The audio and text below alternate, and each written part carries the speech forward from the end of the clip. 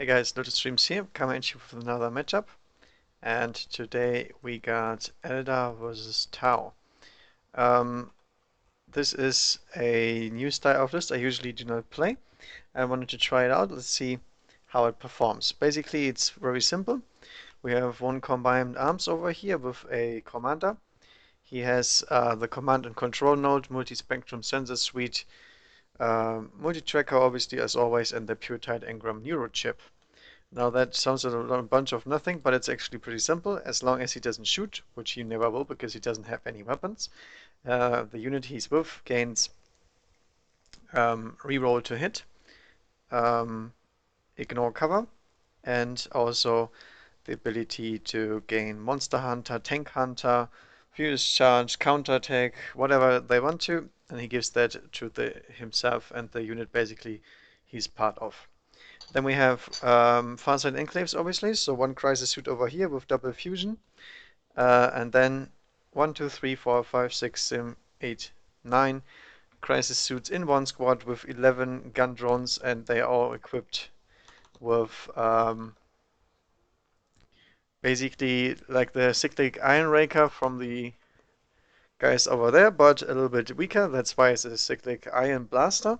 So it has only 18 range, but it's still strength 7, AP4, assault 3, so like a little autocannon basically. You can also overcharge that to strength 8, so it becomes a blast, but it gets hot. Just in case you wanna kill some vehicles or something. But in general, very good profile. Each of them has target lock, so the entire unit can shoot at different targets, and the drones can choose a different target as well, which is pretty nice considering they only have strength 5. Sometimes they don't want to shoot at the same target as they want. And obviously we also have a drone controller on the commander, so they're gonna hit on 2s most of the time and rerolling. Then over here we have the optimized stealth cadre, a old classic I always like to play. Consisting of one group of Ghost Kiel with 3 models in the unit. So we have +1 ballistic skill for being a, I don't know what's called, a kill team or whatever. And obviously with their stealth drones. They also have the melta guns attached, so twin-link fusion blasters on each of them, and then the cyclic Iron Rakers as their main gun. So basically a bunch of shots, strength 7 again, high strength, very, very annoying to deal with, and pretty good at hunting most targets. And then over here we have 2 units of stealth suits. Both stealth suits have fusion guns on one of them over here and here. And reason is pretty simple. This formation here gains the benefit of the Wall of Mirrors, which essentially means all the stealth suits around the Ghost Kiel formation can get +1 ballistic skill, including the Ghost Kiels themselves. So they're naturally ballistic skill 5 in this formation, no matter what. And they also gain ignore cover. In addition to that, all the hits that you fire automatically hit rear armor, which is really, really nasty, considering we have fusion guns, burst cannons, all that stuff that usually can't hurt vehicles very well, but almost all vehicles are pretty weak in their rear armor, so very powerful against Asymmetrium and the like. It's obviously a very good formation, very costly because Ghost Kiels are rather expensive, but if you do the math, a crisis suit costs on 2 crisis suits with the same equipment with less damage output cost 70 points less, and that's all. So you can make these guys work pretty easily. They all have the countermeasures, so in 3 rounds I can basically say, nope, you're shooting at me, but you only get snap firing against them. And that in combination with their drones and their toughness 5 and 4 wounds usually means that it's not worth shooting at them. They're basically really, really annoying jetpack monstrous creatures, and you can't get rid of them that easily. Now usually these guys have one disadvantage. They are not as mobile because the stealth suits obviously can infiltrate, but although these guys are told to be in infiltration cadre, they can't actually infiltrate. So in this case, I'm going to try something new here. As you can imagine, I have one last formation that will make all of this work together, basically. We have over here the Infiltration Cadre, which I usually never play. and it consists of 3 Pathfinder teams minimum, and they all have their marker lights as usual. We have 2 groups of stealth suits again. This time we have a homing beacon on one of them and no fusion gun. Basically, you can deep strike them in, and it works as they deep strike in. For some reason, Tau are allowed to do that. All other factions cannot make the homing beacon work. But it was asked in the FAQ, and apparently they are allowed to do that. So I'm keeping the homing beacons, obviously. And then we have also one Piranha over here. No upgrades on him. He's just equipped with his burst cannon and his 2 drones inside, and that's it. They gain 1 rule that allows them to fire a Seeker missile that hits automatically as soon as you get 3 marker lights on a target. So if you focus down, you gain benefit. But I mean, most of the time that doesn't really happen because we only have a bunch of Pathfinders here, and the stealth suits and so on don't have that much marker light support. But it's actually pretty nifty since it's auto hitting and you don't have to hit anything. It's basically strength 8, AP3. Why not? Free rocket. But that's not the real benefit. The real benefit here is as soon as any of these units dies, even the drones attached to the Piranha, by the way, because they're also a different unit, all reserves, not only this formation, but all reserves entirely come automatically in next turn. So if you plant down these guys and the enemy shoots them off the board, all the reserves can basically come in turn 1 if you give him the first turn, which is actually really cool because the enemy has to decide, does he shoot at them, or is he gonna get harassed by the Piranha, or is he gonna waste objectives, or is he gonna face first blood because it's a sure first blood. I'm just gonna send it in and die. So we'll see. In general, I'm not really sure what happens there. What's up? Very bad quality? Looks fine to me. What's up? Very bad quality? You mean the audio? What's going on? Well, never mind. We'll just continue and we'll see afterwards if it's fine now. Okay. So basically the idea here is we suicide one of these things in. If they don't want to kill it, I'm just gonna run them into the map and that's it. And the rest of the stuff has automatically come in. These guys will deep strike first because they're very small units. You can just put them down there, and the stealth suits can basically start the deep strike maniac, and then everything else can jump in and kill something in the shooting phase. All right. So what do we have against that? We have some Eldar cheese today. Eldar cheese in terms of not so much cheese, a bunch of Wraith though, and the Wraith can be very, very nasty against many armies. We have 1 combined arms led by an autarch and a bunch of scatter bikes. Scatter bikes, obviously, always good choice. Some nasty firepower there and pretty cheap, but a little bit squishy at times, and probably will have a lot of issues with the optimized stealth cadre because they can annihilate units like these because they have so much firepower. They don't have any AP, so jinking is useless anyway, but they have to be very, very careful with that. The command arms, other than that, is not really filled with anything. The autarch has a laser lens, I think. So it's basically like a little tool that needs to be very, very close or melee range, and then he gets some additional AP 3 and also a close combat ability if he charges plus 3 strength. So not bad. Makes him a little bit more scary. Then over here we have the auxiliary, I guess, because it's a formation, but this is not an entire Eldar detachment, it's just these guys because they're so freaking expensive. The Wraithhost itself is basically filling entire lists. We have leading this entire thing the smallest dude ahead, the Spirit Seer. Spirit Seer has Mastery level 2. He also has an ability that doesn't matter because I'll talk about that later in the formation. We have a unit of D-size here in a Web Serpent with Hollow Field, Serpent Shield, Shuriken Cannon, Twin-Linked Scatter Laser on all of these, by the way. All equipped the same. So essentially they can downgrade glances, unless it's hitting rear armor, I think, or we use the Serpent Shield, which we might do because the stealth suits and so on all rely on cover, which is obviously good if you can remove that.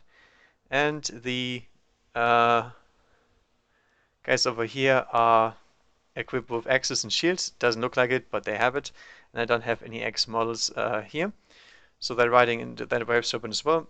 And then these guys here joining the Spirits here in the last one with dual blades. So the X guys have basically 4+ in-one saves, but other than that they're pretty simple.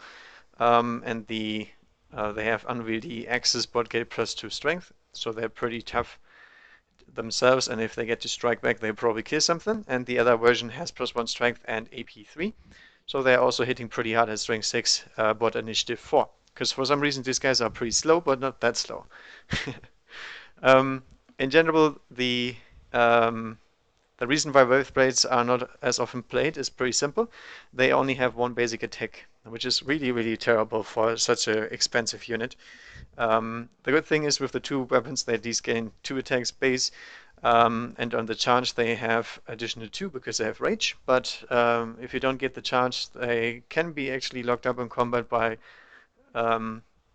numbers, and they can't ever break free. But on the other hand they don't die as well because they have they're like mini monsters creatures with toughness 6, pretty hard to remove. 3-up save is pretty nasty, and basically you need very high strength to actually go through that unit. Then the next larger brother is the Wraith Lord. He has 2 scatter lasers on his back and 2 flamers on his arms.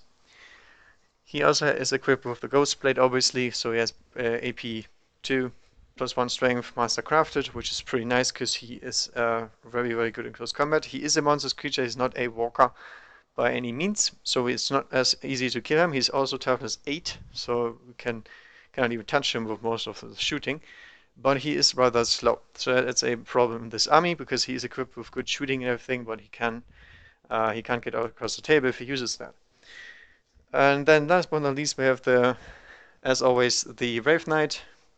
6 wounds, toughness 8, gargantuan creature. Doesn't have any invuln saves, by the way. That is a problem this game, but we'll see. I don't have that much AP 3, and he's equipped with 2 D shots, basically single shots, so can miss them pretty easily. But he is a force in himself because he can stomp. He's strength 10. He's a jump gargantuan creature, so he's fast as hell.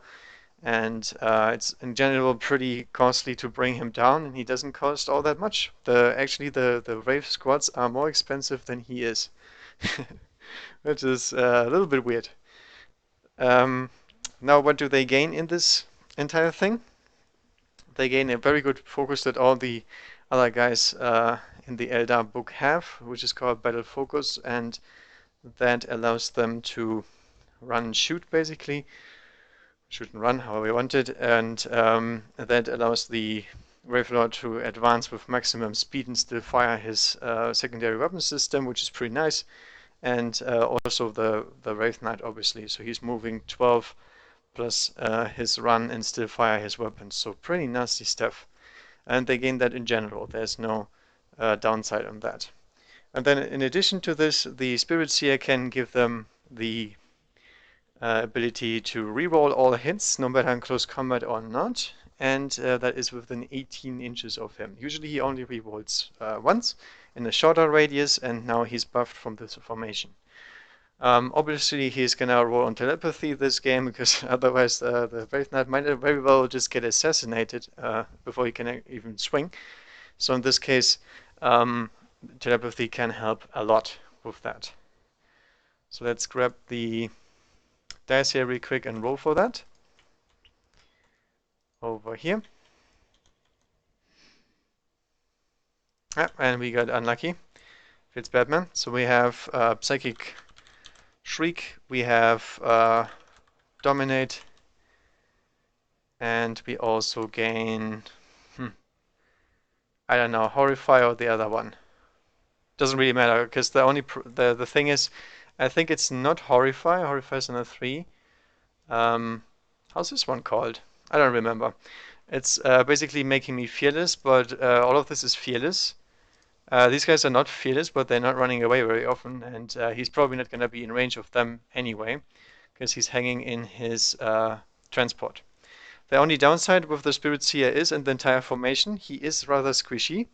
So if he gets singled out, they lose the bunch of bony in the formation, and as long as he's in the Wave Serpent, he cannot give them the ability since he's not on the board. That was something that they clarified in the FAQ. So as long as he's not outside of the transport, he is not giving any buffs to anyone, which obviously sucks because these guys are way too slow to foot slog, so he has to be in position where the guys can disembark. Also, the Wave Serpent is not an assault transport, so you cannot assault out of it. So they will have a hard time of catching the Tau if they're any good at it, but the Wraith Knight might catch one squad off guard, and that might be enough because obviously the Tau list is pretty elite, and there's not that much here to kite the Eldar. So the first strike has to sting, otherwise the Eldar have a good chance of actually reaching them, and if these guys here fire, something dies, no matter if it has 2+ cover saves or 3 wounds, because they have a bunch of D shots. And I have to be very careful with my stealth drones there, because as long as they can't target my guys as filling as they want to, I'm fine, and if not, I'm not fine. But that's okay. Alright. That is 1850 of Eldar. So let's roll for Warlord trade on the Autark, because this guy is going to get focused enough. He is getting 1 on strategic, so they have move through cover army white, which is obviously nice, and also +1 stealth in ruins, which we have a bunch here. So they get some good cover saves there. 3+ cover in case I have AP3. The Tau commander is also gonna roll for strategic, I guess, just in case they don't want to kill my first unit, which they probably should. And that is a bad one, so I'm gonna reroll because we are in a combined arms here. So 3, that is we gain D3, or the Warlord and 3 units gain Infiltrate. So I actually have some choices now. I could try to infiltrate a bunch of these. But let's see, let's go on. So Night Fighting is not in effect first turn. And we also have to see what deployment do we have. It is gonna be the short sights. So plenty of cover, because this map is designed to grant cover in this kind of scenario. And next we're gonna roll for the choosing sides. So Eldar get to choose their side. It's kind of hard to tell, because the problem is if these suits actually gain cover, there is no way of killing them, which is really bad, and stealth suits love cover. So as long as they can stay hidden, they will probably not die to anything. And especially not to Ds, because we can only fire 2 shots, and that is 1 shot, maximum 2 kills with ignore cover, and if not, then probably nothing. So I think they will still choose this side, because there's less ways for the Tau to hide. This one here is a little bit more concealed, I guess. Yeah, they will choose this side here. I think that's a better plan in this case. Alright, the Eldar also get to choose to deploy first if they want to. I mean, I know these guys will all deploy, so I guess there's no reason to not deploy first, because I'm not gonna get any info on the enemy anyway. And in this case, I actually gain first blood, so that's good. Let's deploy first. So Wraith Knight has to grab some cover at least if he can, because gargantuan creatures do not gain cover for staying inside of terrain or anything anymore. So he's a little bit more squishy than usual. While behind that he gets some nice 3+ cover save. So I think that's a good idea to put him there. Also, the Brave Cannons have a bunch of range. They don't necessarily need to be too close. And there's nothing to chase. The tower will come to me, most likely. So we just hunker down and try to protect our stuff. The Brave Lord himself, I have to see where he wants to go. Where's the dual blades? There they are. It's the only thing that has room left. And we have to hide our back armor somehow, because that's gonna be very, very crucial this game. The problem is they have the wall of mirrors on most of these squads. So the best I can do is probably turn around. I'm thinking about, do I actually need to deploy my Wraith here? Because they come in. So the first thing we can't do is spread. If we spread, we die. That's not a good idea. The cannons have to stay close to the Wraith Knight, because they can only target one of these down, and somebody is gonna kill the remaining Tau. So there's no way around that. Actually, I'm gonna put the dual blades behind and the cannons over here. Because if we don't survive the Alpha Strike, the game is over anyway. And there's no way I can change that, and I just need to hunker down and hope they mishap. Then this guy is gonna go over here. They don't have too much AoE, so I'm not worrying about clumping up too much. I'm gonna put him in the corner over here. So that way he has some nice cover save as well, which he will need because he is very endangered because of the high strength they have. Yeah, you might call me a little bit too cautious here, but I know what Tau can pull off, and if we survive the first round, I think they have a good chance of actually winning something. So we have to be a little bit more careful, and then we should be fine. Now these guys here have to try to spread, since we need to make sure there is no stealth suit landing here. Make it a little bit more risky. Just like that. And then these guys as well, but I'm gonna attach the autark to these guys here, obviously, because we don't want to feed Warlord kill right away. And it's very unlikely that they're gonna deep strike over there. If they do, that's pretty bold, because they could mishap very easily, and they would not like that. This squad is also gonna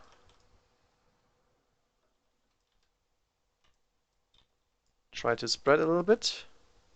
They have Scatterlace, they have gigantic range on the map anyway. 48 range, no problem. And I think that is it. So very, very small deployment. But since I don't have invisibility or anything to help me here, I need to stand back and wait. Alright, so the tower will go next. Since they have second turn, I'm gonna try to kill one of my guys, so the rest can come in earlier. We just have to see how do we deploy the marker lights here. Because obviously my marker lights are precious and I don't want to kill them outright.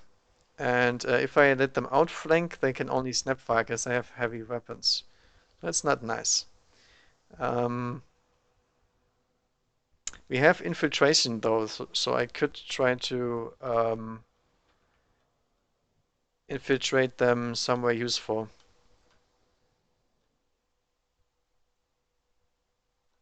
That's a little bit iffy. I mean, the more I deploy, the more dies first turn, because I don't think I will seize the initiative. Okay, so these guys will simply stay in reserve. I'm just going to deploy my Piranha and hope they kill him. And if they don't kill him, he's going to cause a lot of trouble, because he has plenty of firepower to actually kill stuff himself. If he moves 12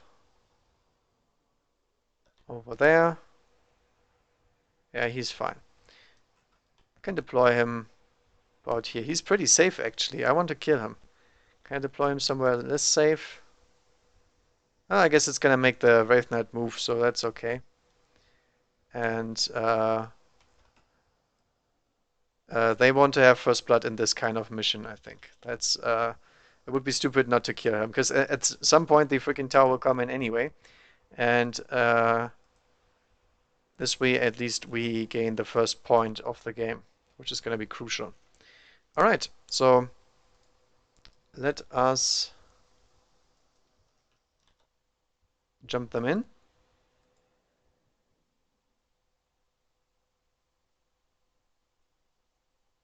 Drop in a little bit of frames apparently. Okay, that's fine though. So let's go to Eldar turn 1. And the Wraith Knight obviously does not want to move. He can see a little bit of that piranha over there. So we could jump him to the side here and then battle focus him back. But I don't think, I mean, the piranha is gonna get his cover save anyway. So there's no point of doing that, pretty much. Alright, so the question is, do I put down my spirits here so he can get his rerolls? Because otherwise it's pretty hard to do that. The Wraith Lord can't see anything. If he moves over, he can actually see something.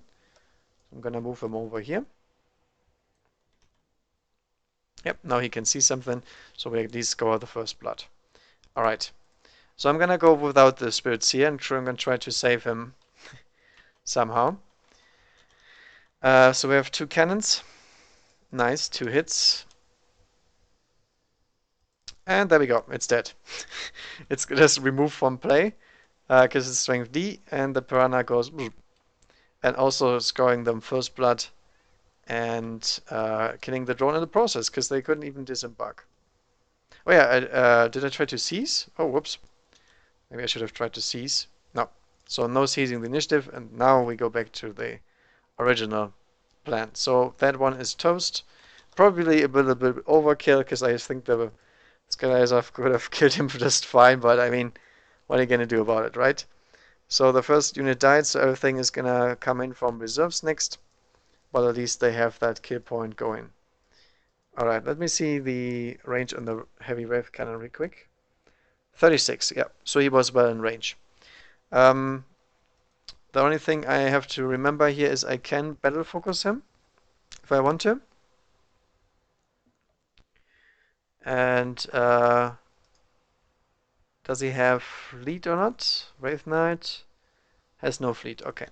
So let's battle focus him backwards.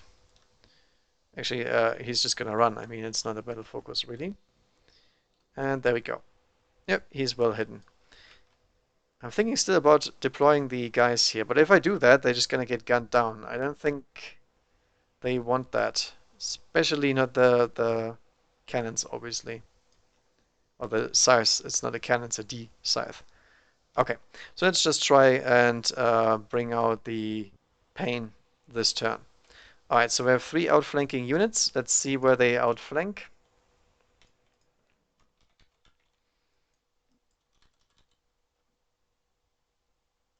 My choice, left and both right. So both are from the right and then one outflanking from my choice. I guess I can deploy them over here. So we're gonna try to stay within range of the Wraith Knight. Then hide behind a tree or something so we don't get instantaneously killed. Because marker lights don't require much line of sight.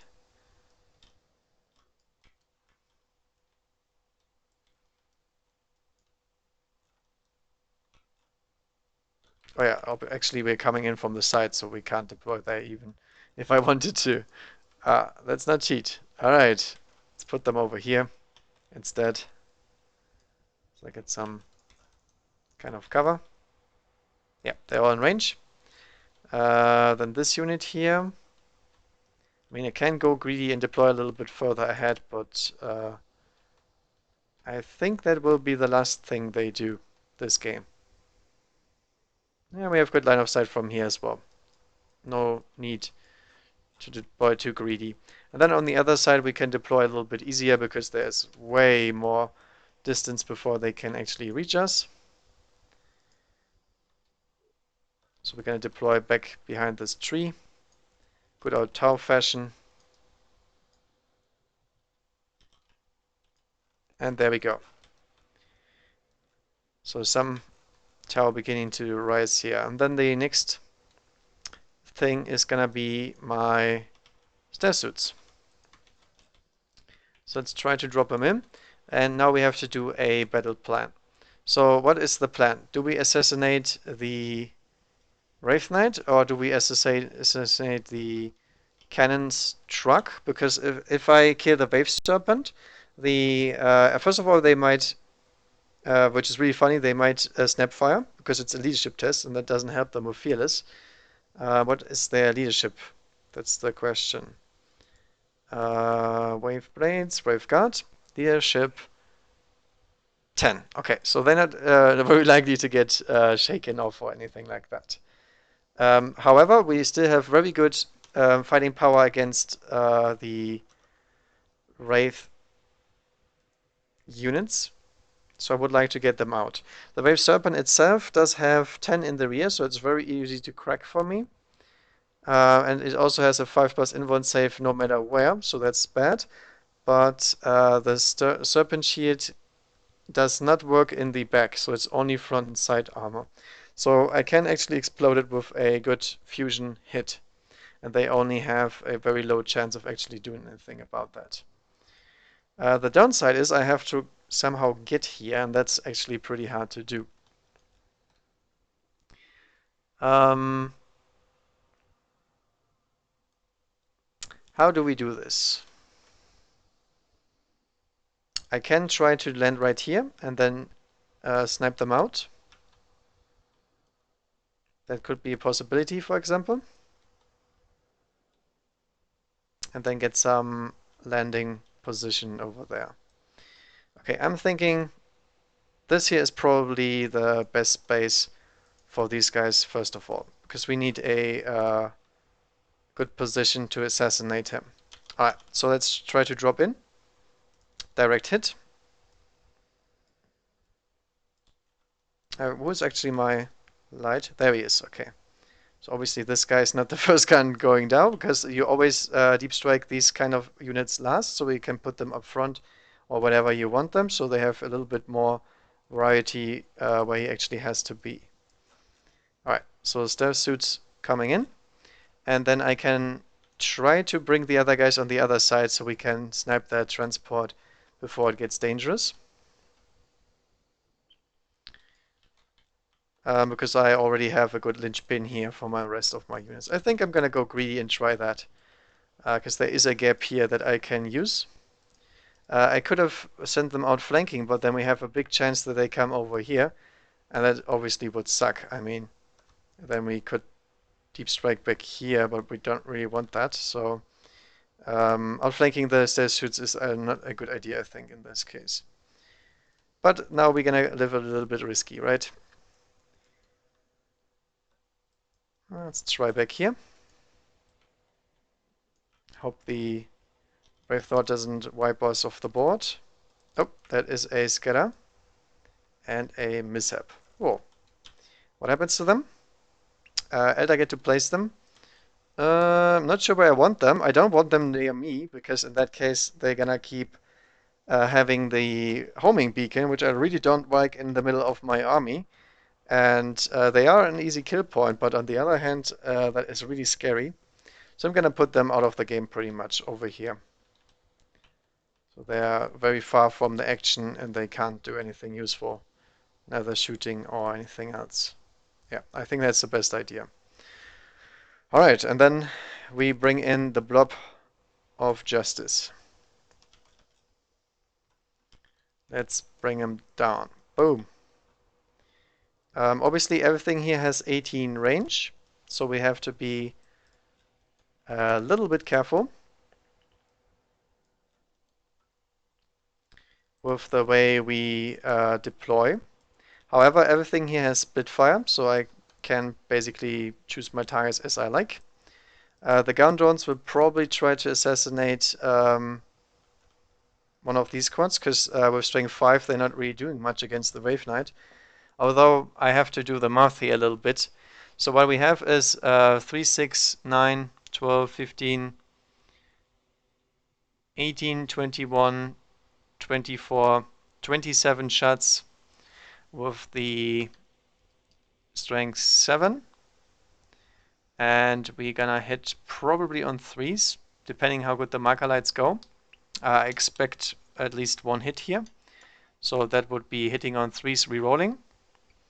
And it means about, let's say, 24 or something like that. And 24, considering Monster Hunter, will go to 8, and then another 16, 5, 13 wounds. He gets his armor save against that, so that's 4 wounds, and then feel no pain. So we will probably not kill him outright with these units. So we probably have to attack him with the gun drone as well. But then again, we have double the firepower. We have 6 shots from each of those. So I think I can kill him 2 volleys with these guys alone. It's probably a little bit overkill, but I'll still have to do it, because if I remove him, they lose all their mobility, basically. Yeah. So I think the drones can snap fire into something, split fire into something else. That makes sense. So let's put down the first model here. 6 inches right there. And then we deploy the blob of justice around him.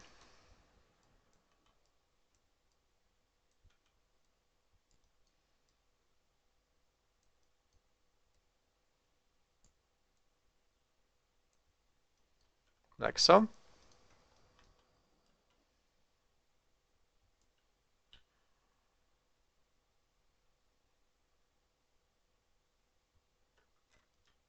What the heck?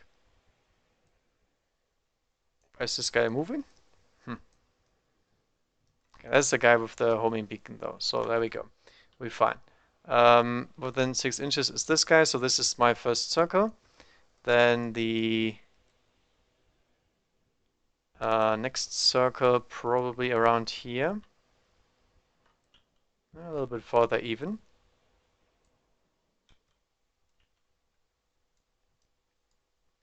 Then the commander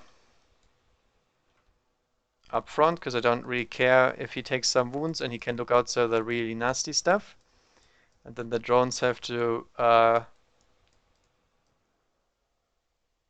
close the next circle around that unit over here. Now the gun drones actually care about range a little bit. Yeah, they're all in range of everything. Not in range of him, but that's okay. We can just fire at the other squads instead.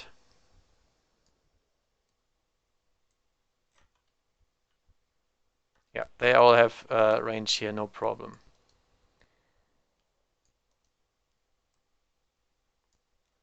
And that is Testa numero uno. So that guy is clinically dead. The squad next to him is also dead. So the question is, do I still deep strike my stuff in here and risk it? Because I can gun down the Wraith Knight with my Ghost Keels. That will probably be a good idea, because he's very scary if he comes over here and locks them in close combat. And then I can use the stealth suits to harass the actual stuff there, and they all have target locks, so I can choose my targets as I like.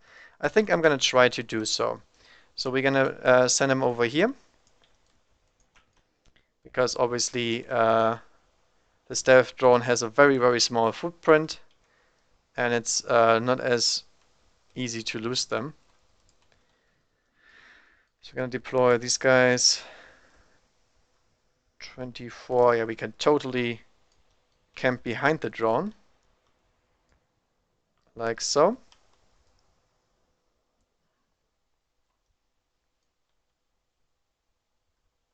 We can even do it better. we put down enough stealth drones around the first stealth drone. So we actually can form a second circle around the drones, which is going to be back here.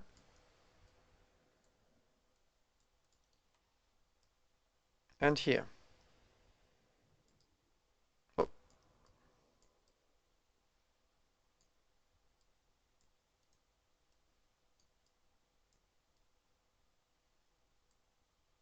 Like so.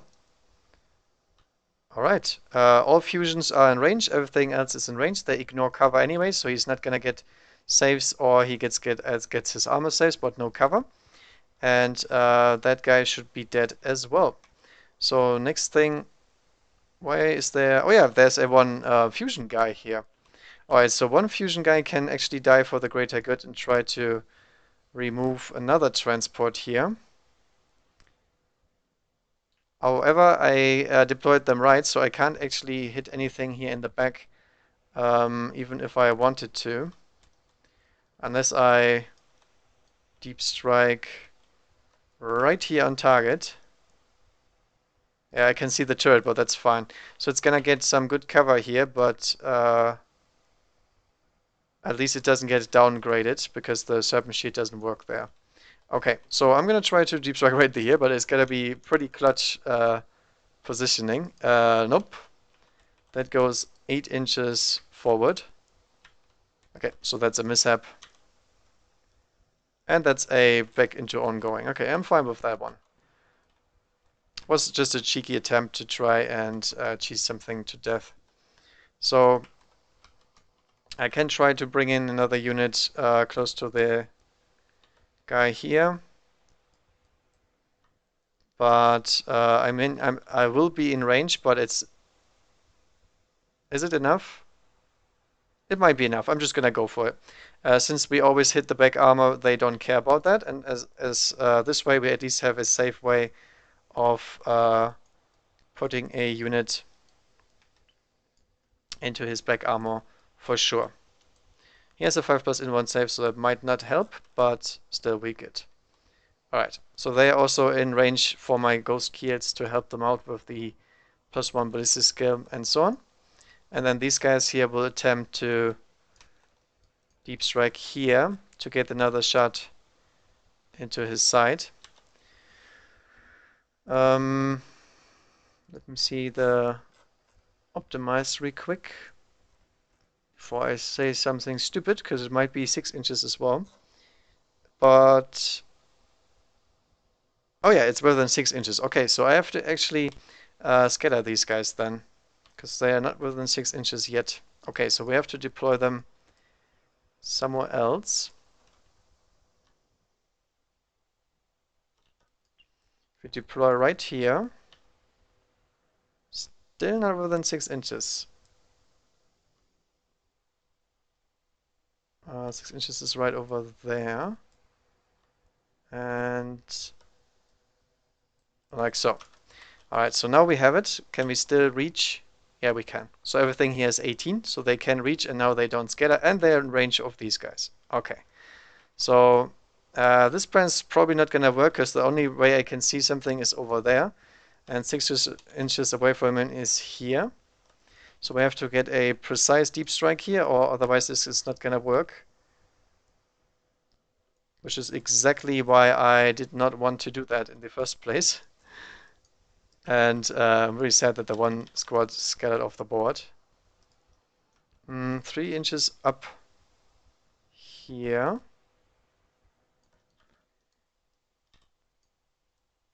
Let's see if we get line of sight. Yeah, I would say no. Actually, this guy can see something. This is part of the hole? It is part of the hole. Yep, I can actually see him. Okay, in that case, we obviously deploy the fusion that can see. Yeah, the fusion is actually the guy that can see. That's fine. It's pretty precise, but we can draw an outline of sight right here. Yeah, it's gonna clip him. Okay. Alright, so that was that. I swear next turn is not gonna take so long, because it's just the first turn is very, very important in this kind of matchup. Alright.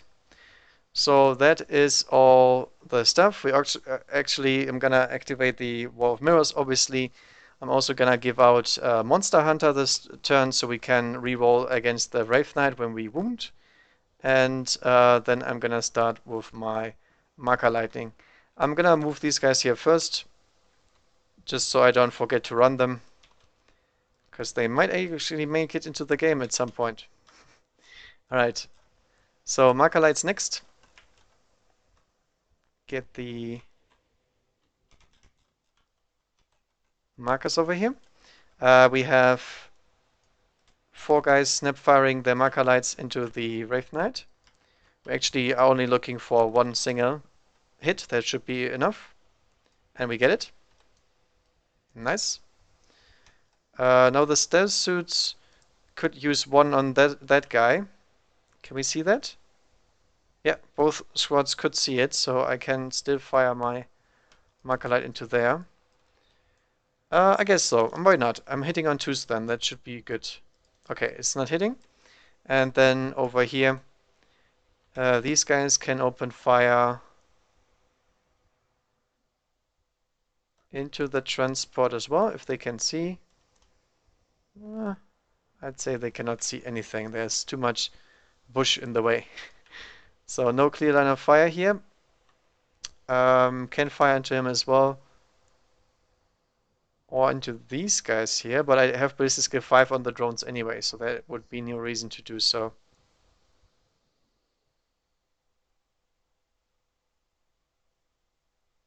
I'm gonna shoot into him. Can never be too sure with this kind of stuff.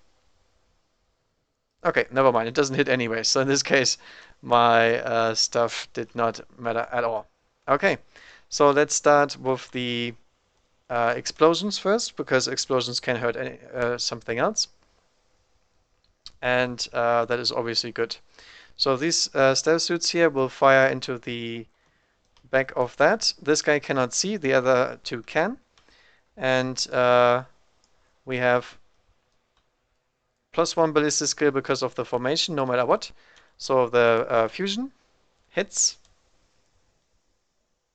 And pens, because it's strength 8 in back armor 10. He has hollow fields though, so he will get a save against this, even though it does ignore cover.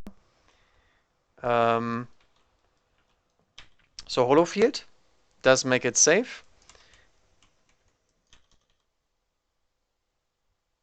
And that is 3 hits with the burst cannon. 5s to glance. Ooh, that was hurtful. Hollow fields for the win? No. Hollow fields for the win? No. It is wrecked. Alright. So we have to take a leadership test on the guys inside. Whew. And they're good on leadership 10, and good thing they are leadership 10 indeed. Otherwise they couldn't even fire their cannons next turn. If they even get in range, that is. So that thing is wrecked. Serpent Sheet doesn't help against that because it's against his back armor. I'm just going to keep him there where he is. The guys have to disembark though, and we can't really disembark here. I mean, it's not open topped, but we can still disembark over here, I guess. So we have to go difficult here. Yeah, okay, they're fine. I was worried that they were gonna get destroyed or something stupid, but they should have enough space here.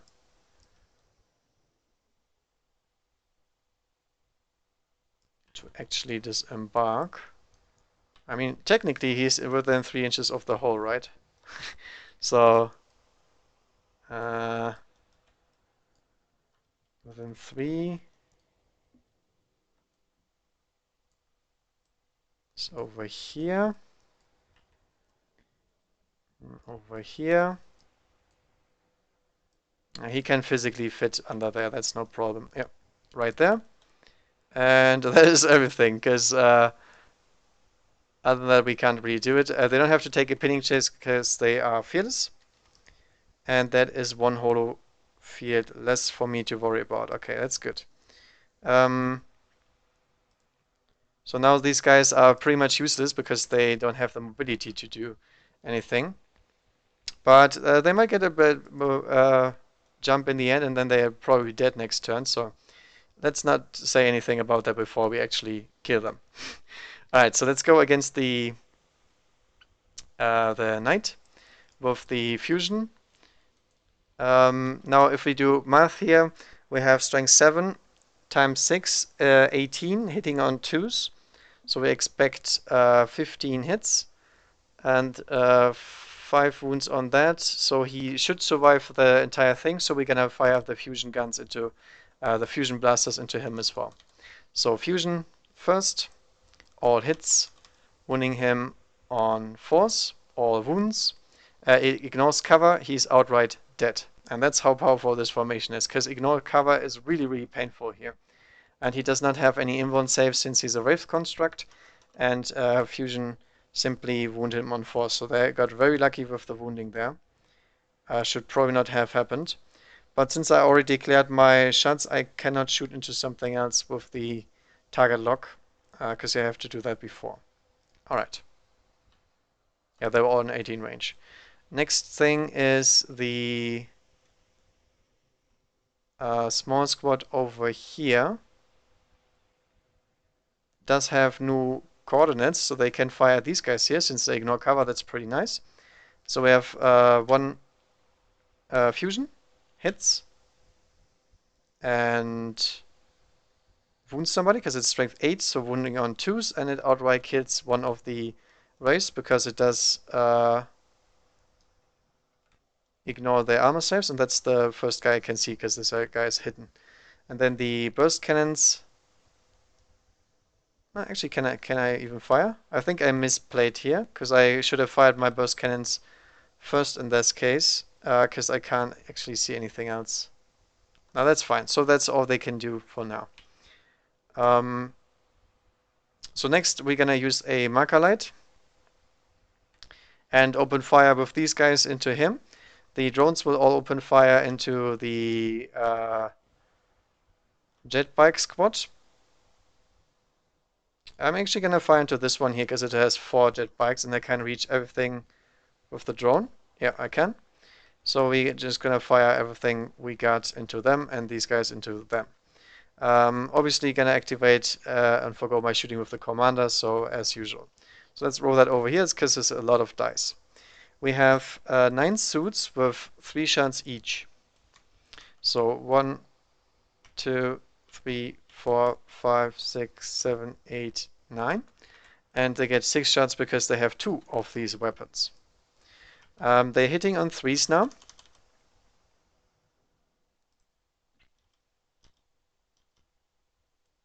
And rerolling because of the commander.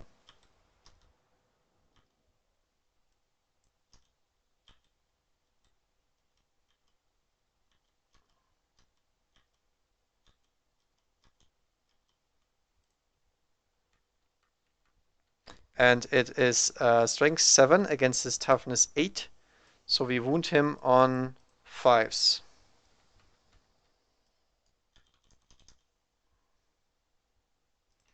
So that's 1, 2, 3, 4, 5, 6, 7, 8, 9, 10, 11. And we reroll because of Monster Hunter.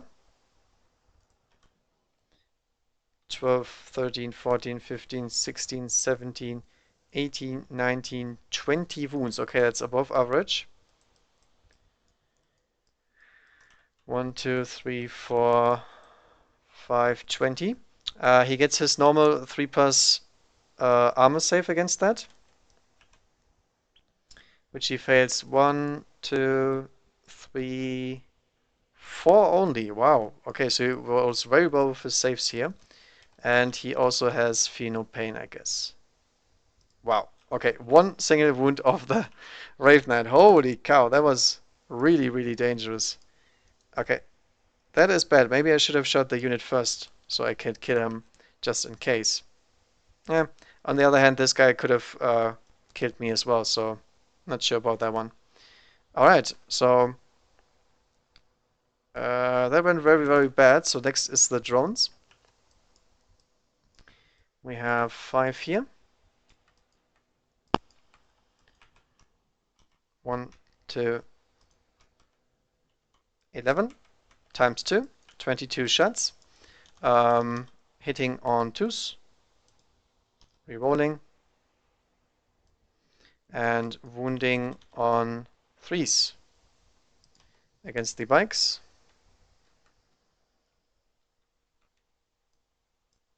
Yeah, not bad. And 3+ armor saves against this. 1, 2, 3, 4, 5. So that's everything in range will be dead. Yeah, so it's 1, 2, 3, 4. So unit wiped. And then that's a leadership test on him.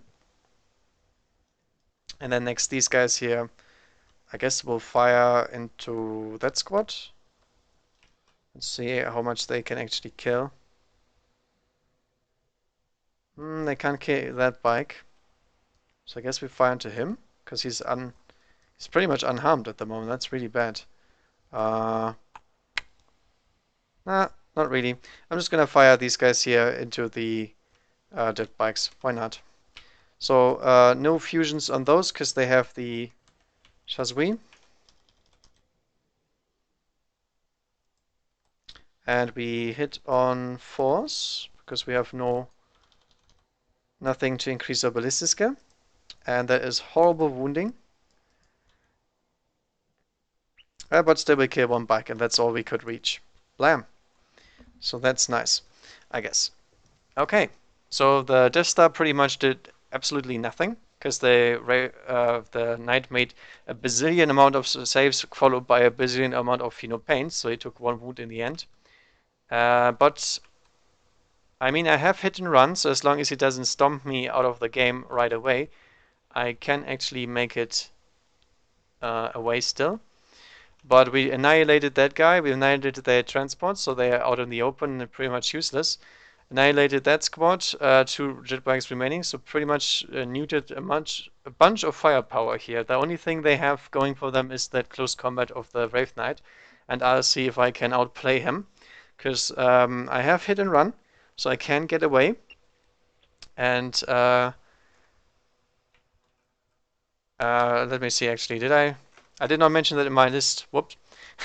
One of the crisis guys is a commander, like not a commander. How do you call them? A Chasvre, and he has the what's it called?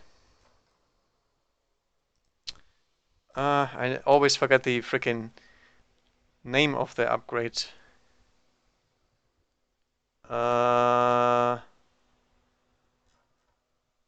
Where is it? A vectored retro thruster. There we go. 5 points upgrade, fleet and hit and run. One of the best upgrades you can buy, obviously.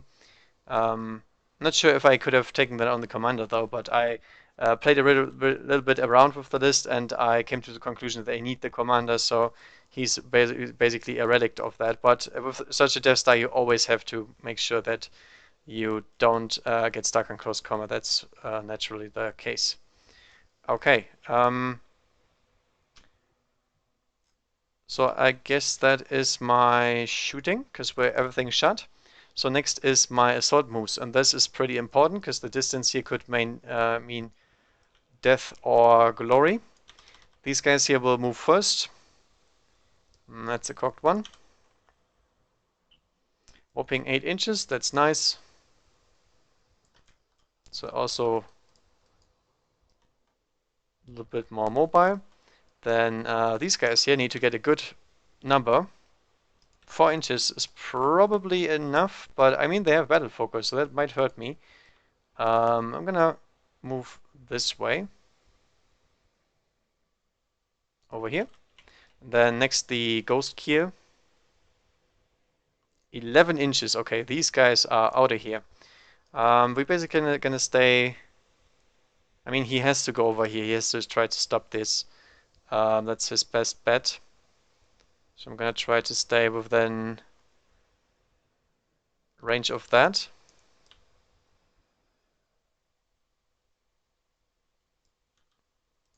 Jump over here.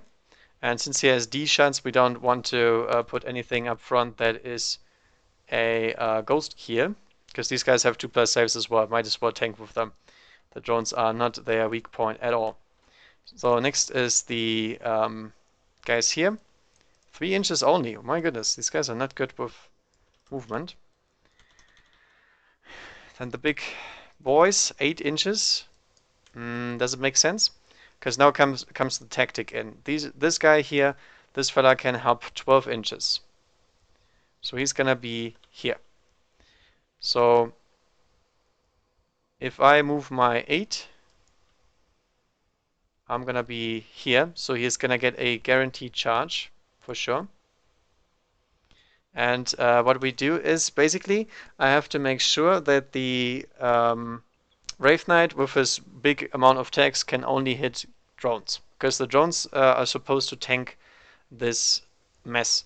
If they do so, the Wraith Knight can also stomp, obviously, but the stomps might not roll very well, or I can get some else lucky.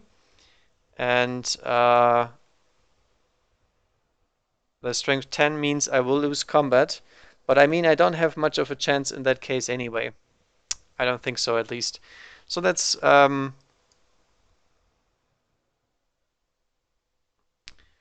let us actually see. How much do we expect from the Wraith Knight? That's the big question here. It's a really iffy position now because he's so healthy still. Otherwise, I could just gun him down in the incoming assault, which is probably not that hard, to be honest. And that shouldn't do anything. So let's actually see. They still have Monster Hunter, okay.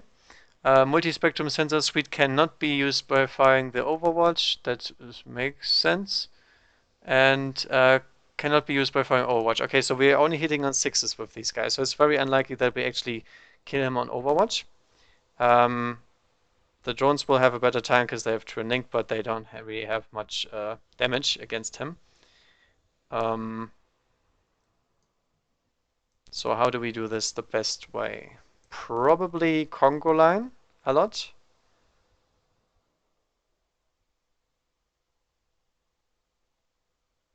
Okay, so let me try and do that. I hop over here, here, here, here, here.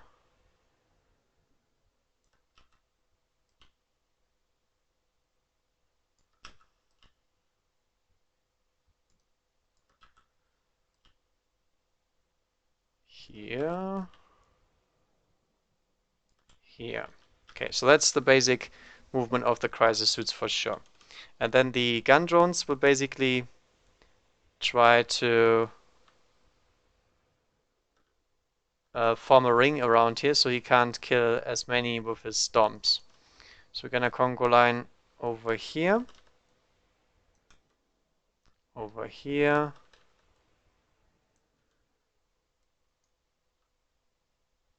here,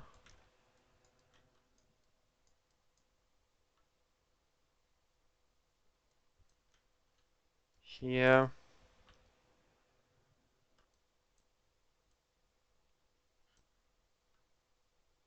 here. So if he jumps over here, he still has a bad time.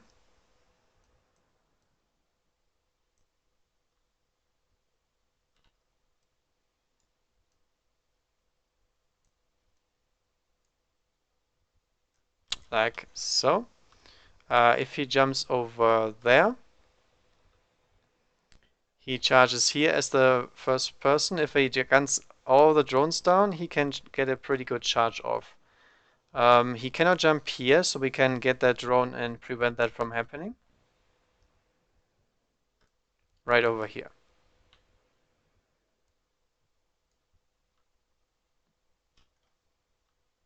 Because it's all about the movement phase. If he cannot make it into my squad here in the movement phase, he will never do it. And if they gun down the drones, he's probably not gonna. I'm not gonna reach close combat with him, and then we just move out of cohesion. Yeah, we also have heroic morale and leadership 10, so we could be fine.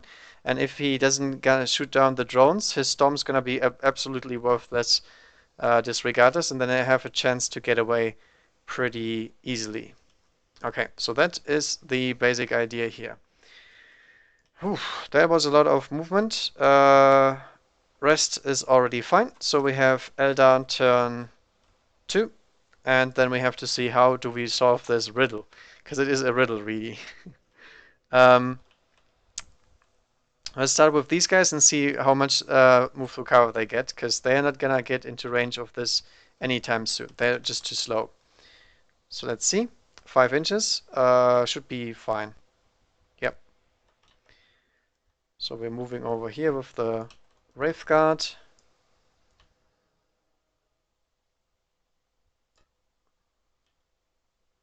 Right there. This guy is moving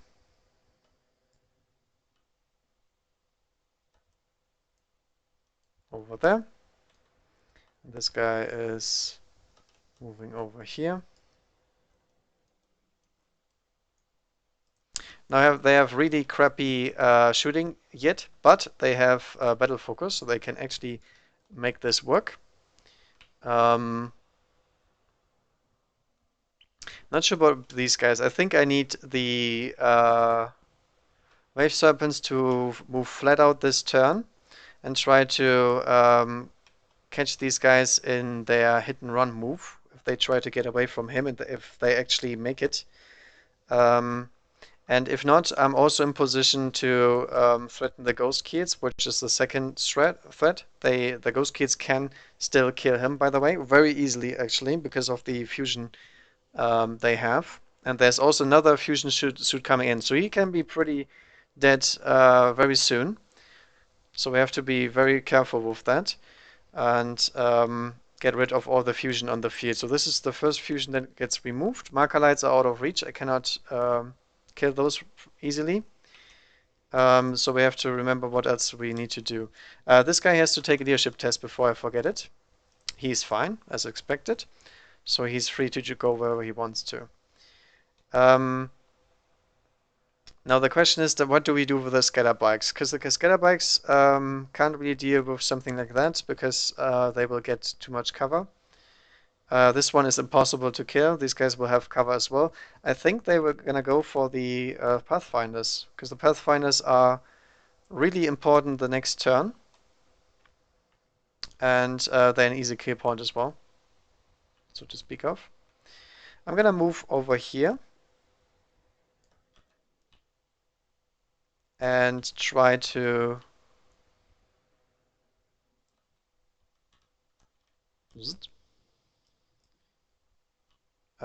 remove some Pathfinders, I think. I also am here to cut off the escape route of those crisis suits if they want to go over here. Because if they hit and run, they go a very big distance. So they might hit and run this way then instead, which is better for me, because that's where my Wave Serpents are going to wait for those. Okay. The 2 Wave Serpents that's left, of course.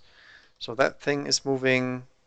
The drones are even annoying for that one. Guess over here.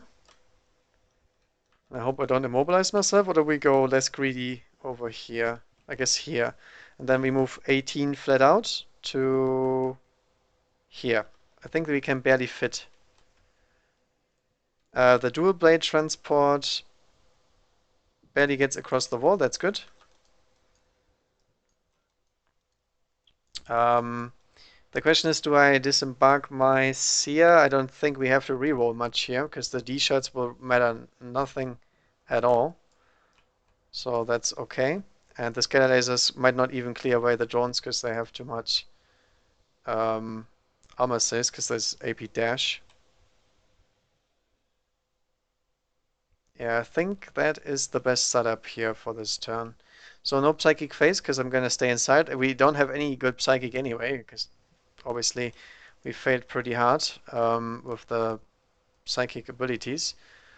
So the last thing we do is, what do we do for the Wraith Knight? The Wraith Knight doesn't have any options here. He basically has to move over here and then try to get to the commander. If he's unlucky, we can't kill enough drones. And he can't go over here because then he has to go around and the storms get even worse. So we move over here. Stay 1 inch away from the freaking drone. Because a Wraith Knight respects drones, he can't step on them. That's not how Warhammer works. And that is my movement. Okay, so next is shooting. I'm gonna shoot the scatter lasers into the Pathfinders, because these guys are very important to remove. Oh, actually, I only have 2 scatter bikes left. Whoops. Too much depth already. So hitting on 3s. And wounding them on 2s. Okay, so much for that. I actually wanted to go to ground, but I'm not even sure if they have to go to ground at this point. Nah, I'm just gonna take my 5-ups. So 5-up saves. Okay, so 2 Pathfinders die. So in the end, going to ground wouldn't have mattered anyway. The Autark obviously can't do anything about that. He's fine, and the laser lance is not in range anyway. So next, I'm gonna move the battle focus, the Wraith Guard, 5 inches. That's why battle focus is awesome on Wraith Guard, by the way, because otherwise they are slow as heck, and now they're actually getting somewhere, even though they have no transport. This guy has to drop 3 inches and then move 2. I mean, we have 2D size on them, should be enough to remove them from the game. I don't think they need more than that. So then they're gonna put down the 2 templates here. So we have 6 hits, strength D.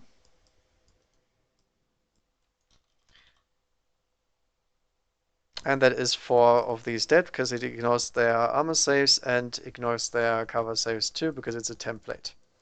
And that's 1 staff unit just like that. Toast.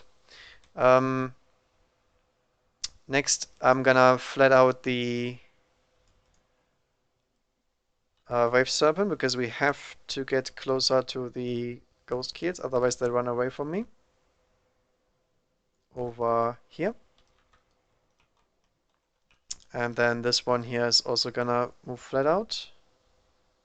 Over here. And rear armor doesn't really matter in this case. I expect the transport to be dead next turn, but we might be able to catch them at some point. It's really hard to say with the assault moves. If they fail their assault moves, we're in good shape. Alright. So basically there's only one thing to do. We have the Wraith Knight. So we're gonna fire the scatter lasers first, because he has 2 of them. In case I did not mention. Although I'm pretty sure he has 2. Taka taka. Hitting on 3s. Wounding on 2s. And it is AP dash, so 4 ups.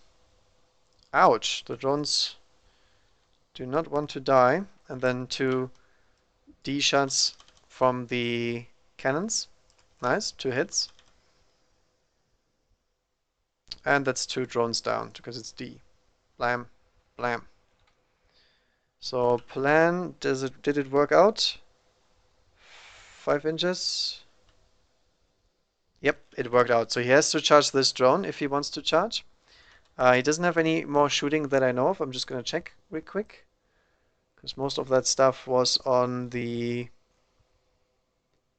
rest here. Yeah, that he doesn't have any shooting left.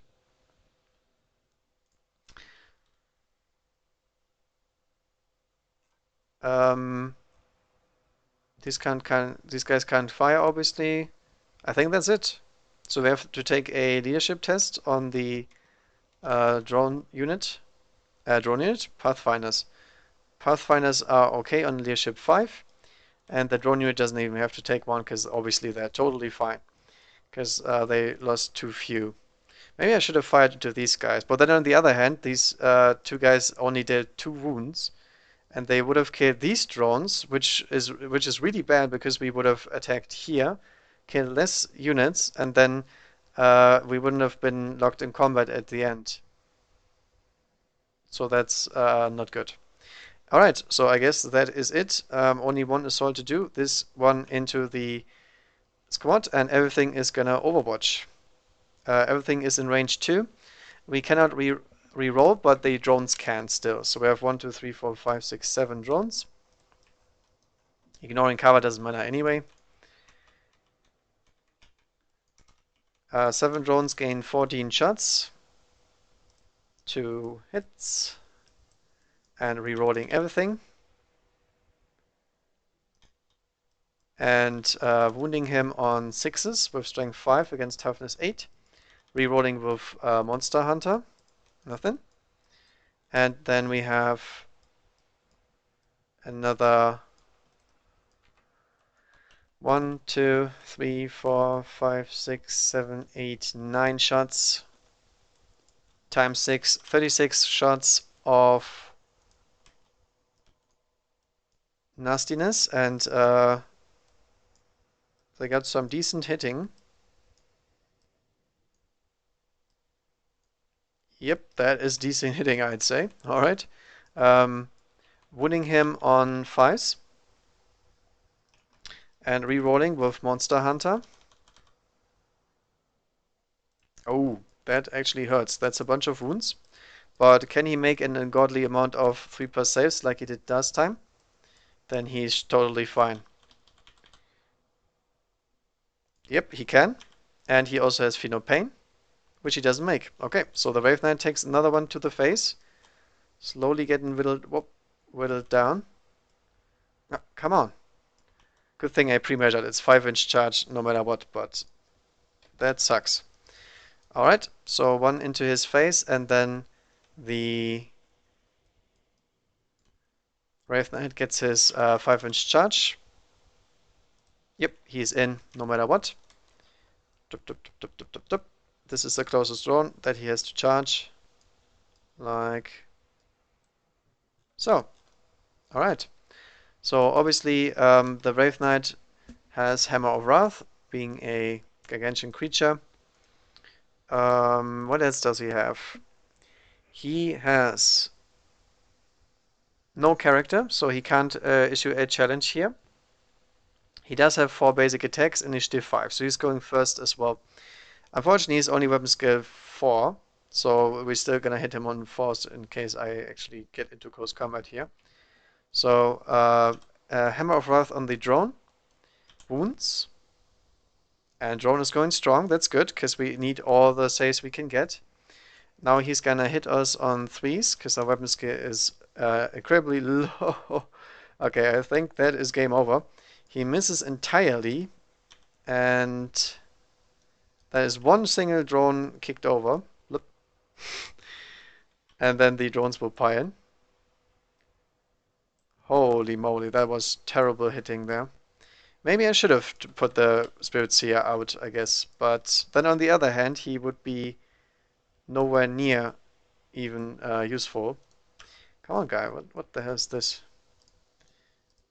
Let me just fix that real quick, because I don't want this guy to knock everything over.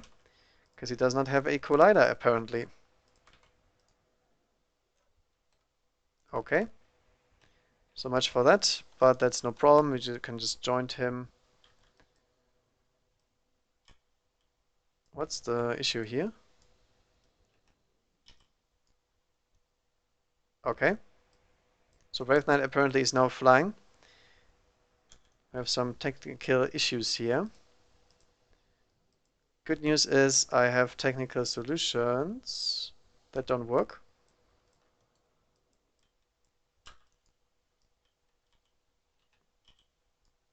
Very interesting interaction apparently.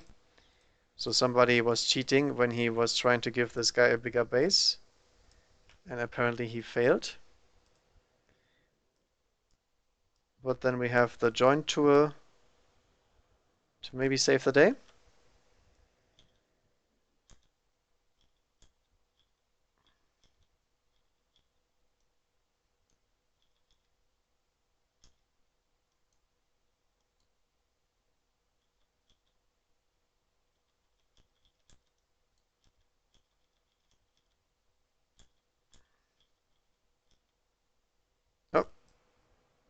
He's free. Kind of. Okay. Then we have to pile in with everything else. Oops. No, we have to fight first. So the drones will fight the Wraith Knights. We have 1, 2, 3, 4, 5, 6. They have strength 3 only, so they can't actually hurt him, so that's nice. So don't have to resolve that. Then these guys will pile in. 3 inches. Can't make it into close combat, so can't attack. And then piling in here 3 inches, and that's it. Then on initiative step 1, we get stomps, 2 of them.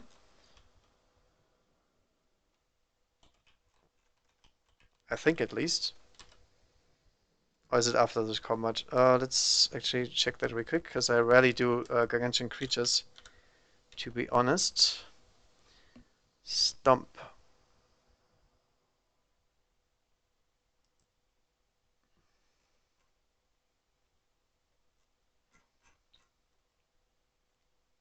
Okay.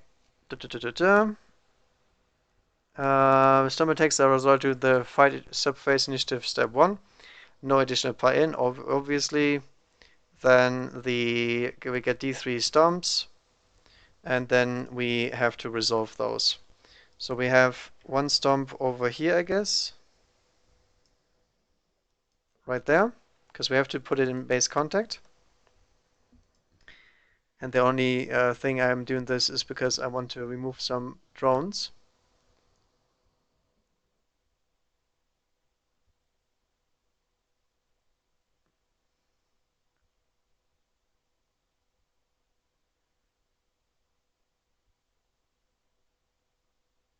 Okay, so we can just stop these guys twice, basically. Alright, and then we have the stomp table, so let's see what happens. So we get 3 hits both times here. So what happens on the first stomp? That is crunch. So they suffer strength 6 AP4 hit, so unfortunately we'll ignore their cover saves, armor saves, sorry. So wounding them on 2s. Nice. So that is 2 drones dead, but not entirely yet. And also 1 more, which is the same result. And that removes him from play. No saves against that. Nope. Because it is, what is it called? Overrun. Partially under the blast is removed as a casualty. Okay. So nothing happens there. Should be right.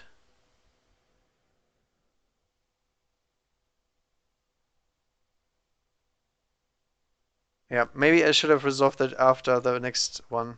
It's a little bit weird how that works, but that's okay. So 3 drones died there in the end, and that's okay.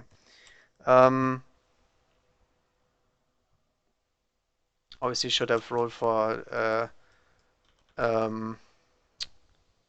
a fear check there in Ebony, but that doesn't matter.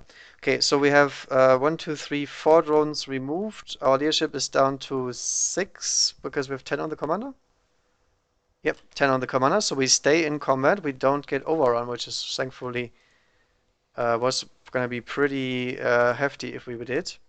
But I mean, I couldn't even hurt him. No, that's okay. We don't have to worry about the fear test too much.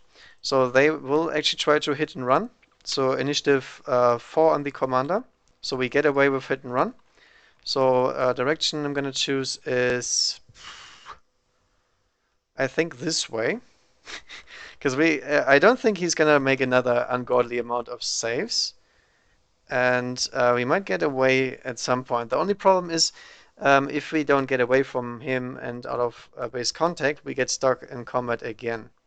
So we actually have to hit and run this way. So hitting and running this direction, 12 inches, which is for sure enough to not be locked in combat anymore, which is nice.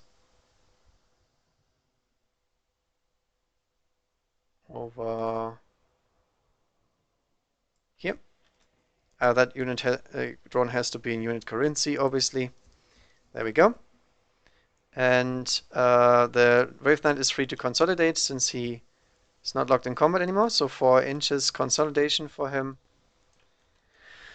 He doesn't really have much options here. I guess he's gonna step forward. Hmm. Cover sails don't help him here. All the fusion guns have ignore cover anyway, so there's no point in staying back here. Alright, that went very, very bad. I mean, he whiffed 4 attacks there. It's almost as bad as these guys whiffing with his armor save. I mean, he should be dead for all intents and purposes, but he whiffed that chance to actually redeem himself. They are pretty hefty. Okay, so these guys are not as useful as I thought, because the unit is still alive, but we will see. Okay, so Tau next turn. We have the Fusion Master coming in. Whoop. Dropping him next to him, obviously. And within 6 inches of that unit. So he gets a point direct landing. And the other guys already mishap, but they came back here, so they are okay. Alright, so the Pathfinders will obviously not move. These guys here will advance as much as they can, so they get into position sometime soon. Well, they're still not in range for this, so they are still running next turn. Then these guys, they have to decide what to do. The bad thing about these things is they're not assault vehicles, so even if I gun them down now, they can't charge me next turn. So I have 2 rounds of shooting against them before they actually become dangerous, and I think I just want to gun down these guys here. Because they have to follow me around, and I don't want to kite them forever. And there's nothing left here of the Eldar, so I can escape into this direction as soon as I clear them off and make me a new path. So these guys here will move forward. And they should have enough shooting to take these guys out, no problem, since they don't have any inrun save on them. The stealth suit team is the guys with the melter. Yeah, that's the guys with the melter. That's the guys from the other squad. So we have one more melter squad here. Probably gonna shoot at these guys here, because this transport really annoying to remove. So I'm gonna stay within 6 inches of those, obviously, so I can activate my wall of mirrors. And then the fusion is gonna view that rear armor. The big blob of guys is gonna probably make a lateral movement here.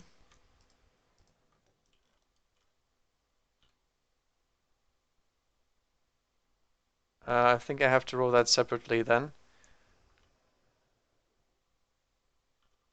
Right over here. So we're gonna move over here with everything we can in order to make the charge as long as possible in case the Wraith Blades actually get to go at us, because apparently we can't kill that guy in 1 turn, so we have to be a little bit more careful.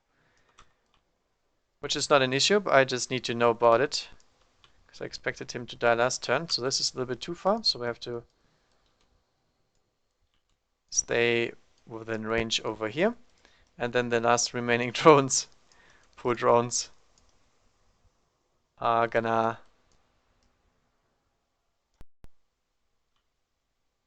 also stay within range. Or they might just fire at the guys disembarking, I'm not sure yet. But for now I'll just try to camp it out and be fine with that. Okay, these units will not move, as I mentioned. These already did move. I think that's all my movement for this phase. Okay, so now we have marker light and running phase. So let's run first. 3 inches running with these suits. They're gonna try to harass these guys as soon as they disembark, because they have way more mobility than them. And then I'm gonna fire these guys here into the actually into this transport, just for a little into this transport, because I was gonna fire at that one anyway. So we have 4 marker lights into the Wave Serpent, and that's 4 marker light hits. That means it takes a automated hit from the Seeker missile, and I assume it's gonna hit side armor because it comes from the from space, and its automatic hit so nothing to do about that. It's still gonna get its shields though, because it's, I assume it's side. Inborn save is made, so nothing happens there, and it just has marker lights on it, but it doesn't take any damage from this. Okay, so then we have 4 more guys back here. They will light up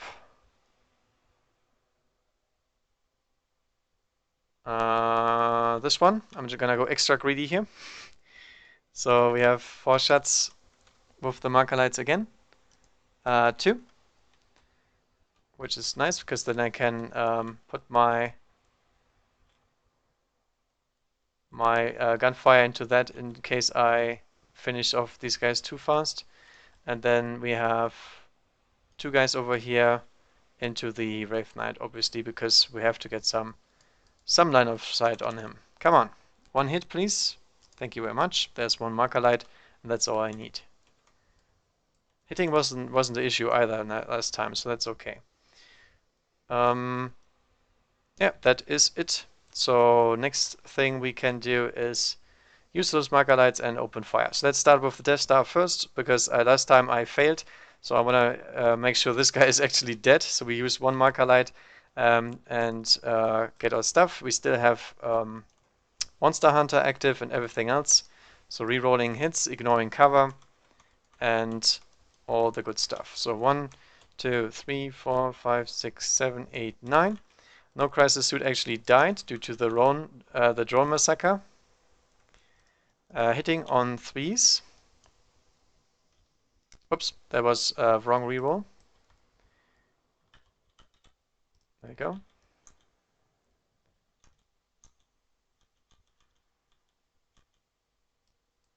That's a cocked one.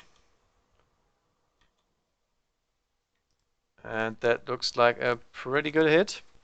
Right, we need the exact same again. Looks good. 1, 2, 3, 4, 5, 6, 7, 8, 9, 10, 11, 12, 13 wounds so far. Rerolling with Monster Hunter. 13, 14, 15, 16, 17, 18, 19, 21, 22, 23, 24, 25, 26, 27, 28, 29.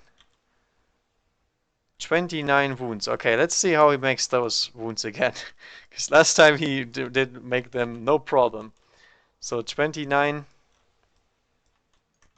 over here. 3+ ungodly saves. No, this time he actually takes some. Alright, that's more like it. So 3+ armor saves here.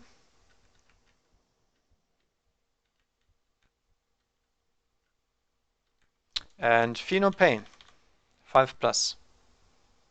No, this time he is 1, 2, 3, 4, 5, 6, 7, 8. So we could have killed him twice now. Due to the other 2 wounds and then another one before that. Okay, so he is actually dead. So drones can fire as usual. 1, 2, 3. Yeah, because these guys get +1 ballistic anyway. So 3 from the drones here. I'm not gonna jinx that obviously because it's only 11, and that wouldn't do much. So we have 6 here. I'm ignoring cover anyway because my ballistic skill is so high it doesn't really do anything. So 6s. No damage against him. I believe he's 11 in the side, right? Kind of hard to say. Because I never play with Wave Serpents. It's 12 on the side. Okay, so I can't actually hurt it. Okay, so in this case, that was redundant. So I'm gonna use 1 marker light with this squad here and gonna try to gun down the transport. So we're hitting on a 2 with the fusion. And we are in fusion range, no problem. So 2d6 to pen. That's a pen and a holo field save, which he makes. Then we have 4, 8 burst cannon shots. Hitting on 2s. And glancing on 5s. And that is one glance with a holo field save. And that is one fail, so that thing takes 1. But other than that, it is fine. No shaking anything, just like that. Okay. These guys here are barely in range, but the last guy is not, so is it worth shooting at them? Yeah. I suppose so, because I can't really shoot anything else. I could try to split fire one of these ghost kills into there and hope I can finish them off and then put some of these guys into there. Nope, that doesn't help. And this guy can help them out. Yeah, I'm gonna do that. So these guys here will just fire into the jet bikes, because why not?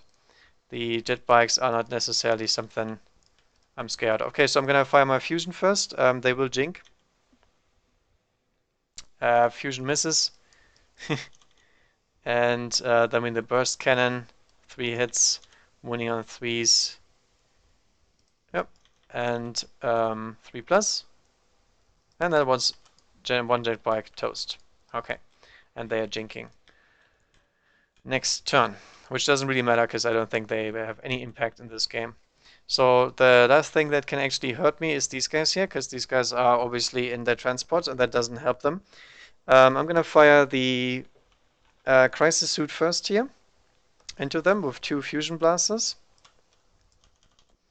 Hitting on 4s, 1 hit, wounding on 2s, 1 death because there's no cover in the way, and he doesn't have an in-1 save.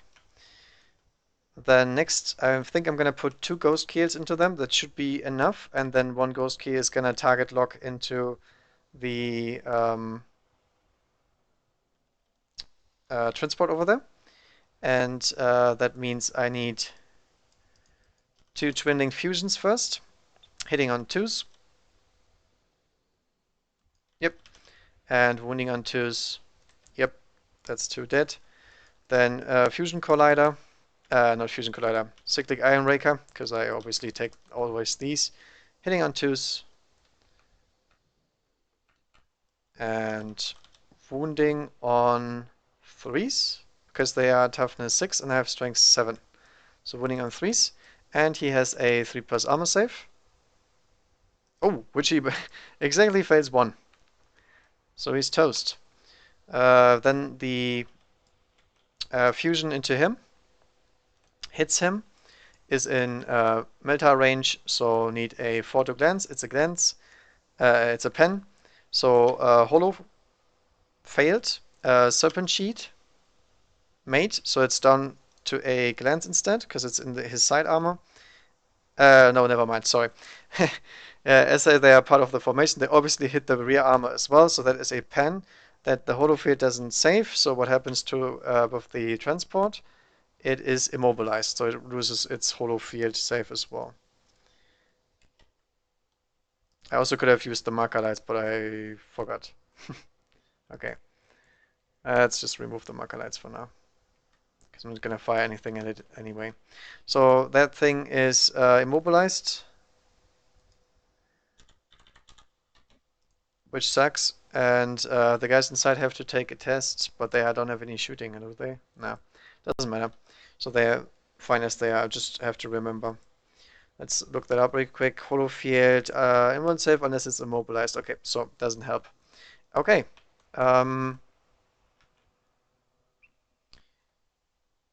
I guess that is all my shooting, but there's not much left. There's 2 transports filled with units that can't assault me yet, and the transports are already starting to get whittled down.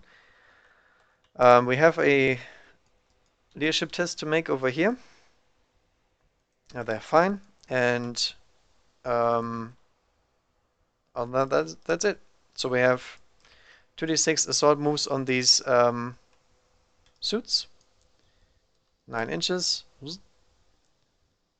Actually, I don't have to suicide them in yet. I'm just gonna hide here so the Wave Serpent can't see me since he's immobilized. He doesn't have any chance, and we can then jump out and harass the units that disembarks. Can Steel see me? God damn it. There we go. And next the Ghost Gear. They can move 6 inches this way. Which is not really much, but it's fine. So we have at least some difference here between them.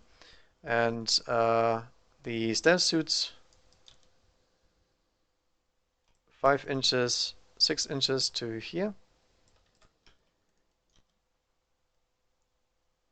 8 inches for the fusion. I don't want to get charged by the Autark, to be honest. Oh, now he can't charge these guys because he can't actually see them behind the wall. So they're safe, but this guy does not want to go near the Autark for now. Completely forgot he has this laser lens, and I do not want to get close to that. So let's move this way instead.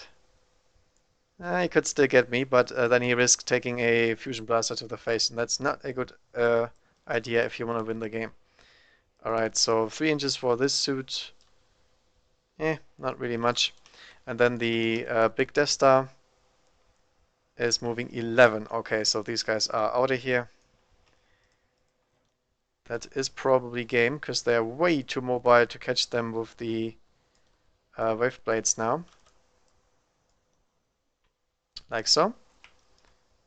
And this drone can obviously move a little bit over here. So we have a nice triangle. And these guys don't move, obviously. Alright, that's it for this turn. So we have Eldar turn 3 or turn 4? I don't remember. It doesn't matter. I mean, they're probably going to get wiped before anything happens here. So the Wave Serpent is going to attempt the last thing it can actually do and move forward. I'm not sure how you disembark. I think it's just the back. 1 access point in the rear, so that's even worse. So we have to basically pull around to disembark our freaking X guys.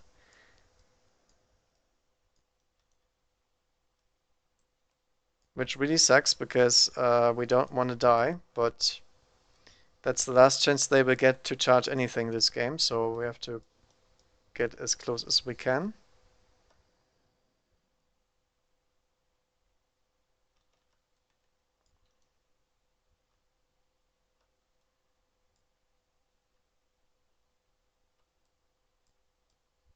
Spread a little bit so they can't get away, so they can't escape this way or that way. And these guys obviously have to disembark as well. The problem is they're incredibly squishy and they don't have anything that can hurt the ghost kids very well. Because they just have the spirits here with them. So only thing I can go for here is a Psychic Shriek or something. I could move them this way, but then they are running against the Pathfinders, and I don't care about the Pathfinders. These guys will remove them from play if they do that. The problem is they don't have any cover here, so if I move up here, they will take stuff to the face and they don't have invuln saves, so it's actually really horrible against these guys. I think I still have to do it. I can't disembark behind here and wait for 1 turn, because then the Ghost Kids will stay at 24 range, which is obviously impossible for a Wraith unit to catch up to. So we can just hope for the best here and pray for the Wraith luck, I guess. Okay, and Spirits here over here. As I said, there's no blast templates here, so there's no matter if we group up or not. And the Spirits here can actually cast something, finally. Now this guy here is gonna try to do the only heroic thing that he can do and try to laser lance that guy into oblivion. And then the scatter bike is just gonna hop over here and try to salvage the situation by shooting Pathfinders as always. I mean, it can fire into the commander, but who cares about the commander? He's not gonna die anytime soon. And he can look out there whenever he wants to and spread the wounds wherever he wants to as well. Okay, so the Wraith unit here is gonna run 4 inches, so we can wrap around here.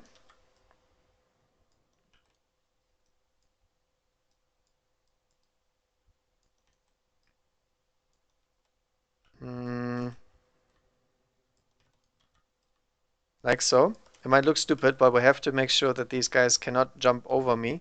They only can go down here, and then we have a good charge from here, unless they get a very good assault move. In that case, the game is just over. Oh yeah, sorry, the Spirit Seer gets his Psychic phase, of course. So I have 3 Psychic dice plus 2 for him. Because he still has Psychic Shriek. We don't need Fearless, because they are already Fearless. That's redundant. So we can try to go for Dominate onto this squad.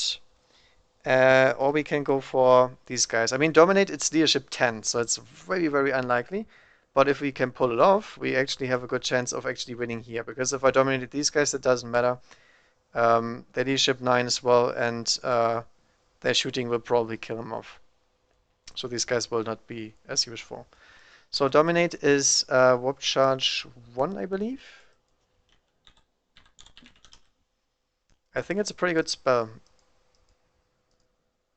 Yeah, it's Warp Charge 1, so we're gonna cast that for sure, because it has more effect than Psychic Shriek. And we get it with exactly 0. Alright, that's nice. Do we have anything to reroll that? Because he's a Spirit Seer, something cheesy? No, he only has Spirit Mark and that's it. So in this case, we're gonna go for Psychic Shriek against this unit, because it's the only thing we can reach.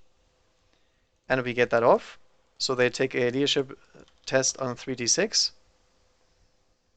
Hey, nice. And they fail by 10, 14, 5.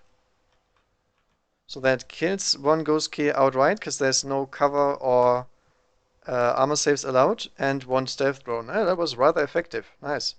So I actually killed one Ghost Key with a very good roll there on Psychic Shriek. Okay, so that is good. Now we go back to running here, because obviously we will run. And since we have battle focus, we can also shoot the pistol, which hits and doesn't do anything. Okay, so nothing there. Do these guys have to take a leadership test? Are Ghost Keels fearless? I don't think so.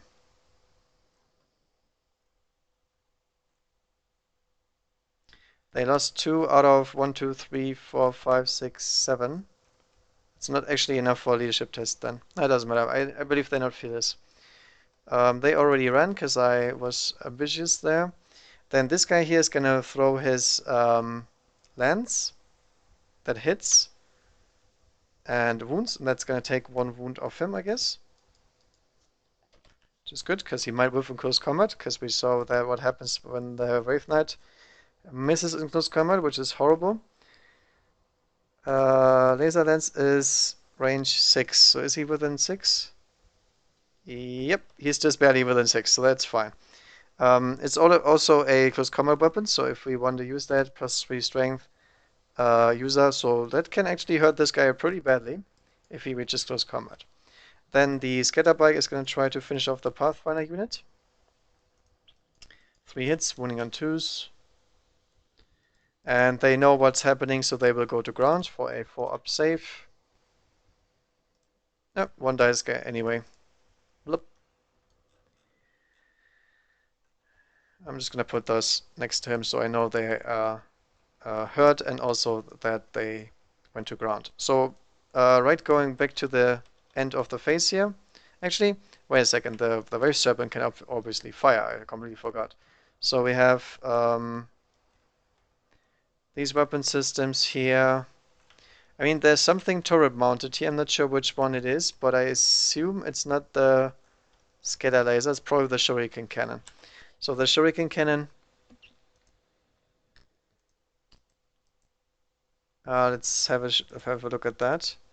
Primary weapon is the scatter laser. Okay, so the primary weapon is actually the guy that can shoot 3D here.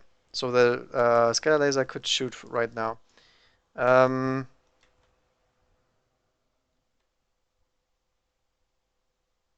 I mean, I guess we use the Serpent Shield then. Everything here is gonna fire into the Ghost Keels. 45 degrees not enough to get a shoot with this the Shuriken, but with the rest we can just fire as normal. So Twin Linked on the scatter lasers, wounding on 3s. Actually, I'm gonna activate my holo countermeasures, so one hit instead. Completely forgot, because that's how stupid they are. So 2 hits in the end, wounding on 3s. So 2 wounds on them, and yep, there's a tree in the way, so we have 2 up cover saves on the Ghost Keels, which they make. Then we're gonna disperse our shield for 2d6 shots. 4. Not very good. And nothing. Actually, I shouldn't have dispersed the shield in this case, because they activate their countermeasures this turn. I don't know how often we can activate that. If I can activate that multiple times, let's see. Once per battle in the enemy shooting phase, a model equipped with Holo Photon can disrupt the targeting system used by 1 enemy unit. And declare that afterwards. Okay, so I can activate that as often as I want. So in this case, if this guy here disperses and shoots into them, they will simply activate that, and he's gonna snap fire. So let's not do that. Let's fire the Shuriken into these guys instead. So Shuriken cannon hitting on 3s, wounding on 2s with 3+ armor. That's a cocked one. And that is 1 wound on him. Then the scatter laser. Pew pew. 4 hits. And 2 wounds with 3+ armor, because it is AP dash. And then 2d6 shots from the Serpent Shield. 9. Okay, that's better.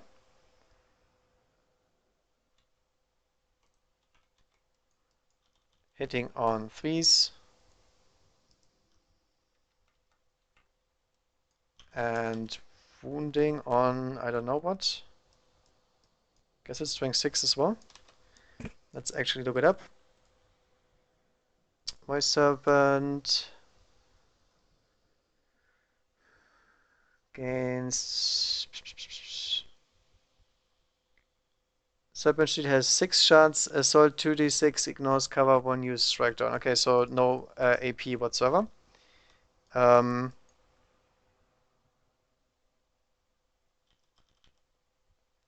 So wounds.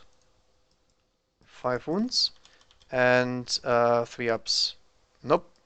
Same 3 ups as the Eldar already did. Okay, so nothing happens there. So Serpent Shield down means the thing is probably dead next turn. Because no Holo Fields, no Serpent Shield is dead Wave Serpent. But I mean, it was useless anyway, so that's okay. Alright, so now back to leadership on the Pathfinder. He is not okay, so he is running back 7 inches. Probably this way. Yeah. Let's get out of here. And I guess we go to the assault phase.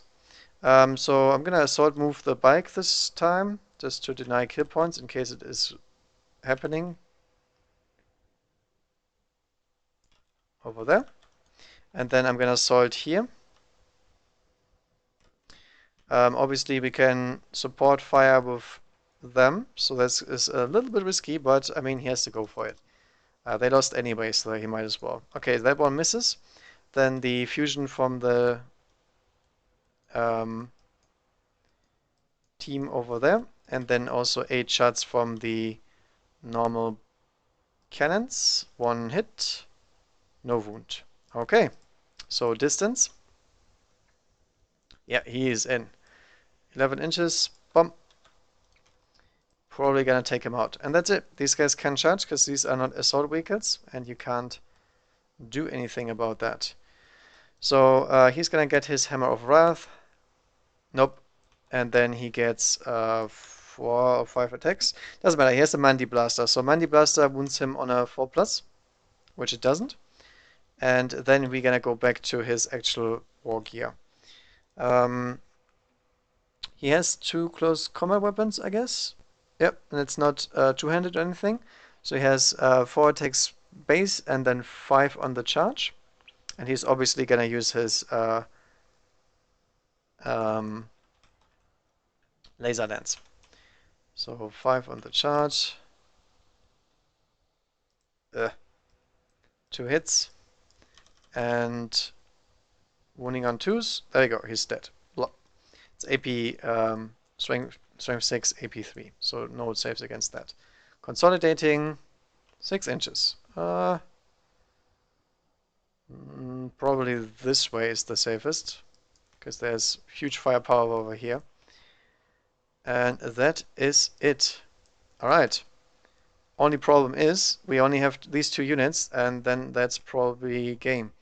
So let's see what the Tau can pull off here, and if the Eldar can even continue playing after this. So these guys here will hop forward into this direction. Yep, might as well. And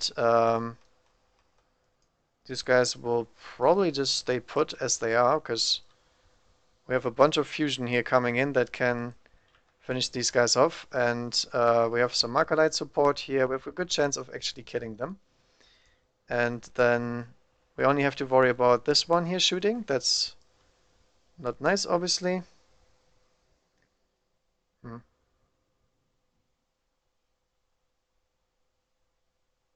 We're gonna hop this way just to be safe, because we have enough range to do everything we want to. These guys here are in range, so they can use their Wall of Mirrors, no problem. And then this unit here is obviously gonna try to escape, because it's a little bit too much Wraith in my face. Like so. And these guys here will try to escape that autarch, because we don't want to die.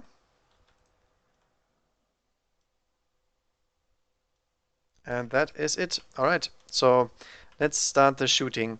We have target lock on here. These are way easier to kill than the Wraithhost, obviously, because they only have 3+ saves. Even if they have 4+ and 1 saves, that don't matter, because we don't have any fusion on these guys. So, statistically speaking, I need... they have 1, 2, 3, 4, 5, 6 squad members. So we need 18 wounds to kill them. And I wound them on 3s, so we should be fine with 36 or something. Yeah, let's just open fire with everything we have, and then I'm gonna put the drones into the back of the Wave Serpent just for the load. Alright, so let's open fire. I did not lose anything so far, so we still have full 9 shots here. So 9 suits, obviously gonna activate everything I have as usual. Whoops, I forgot to do marker lights. Alright, so we have to re-roll a bunch of this then. Maybe I should have not forgotten to use marker lights.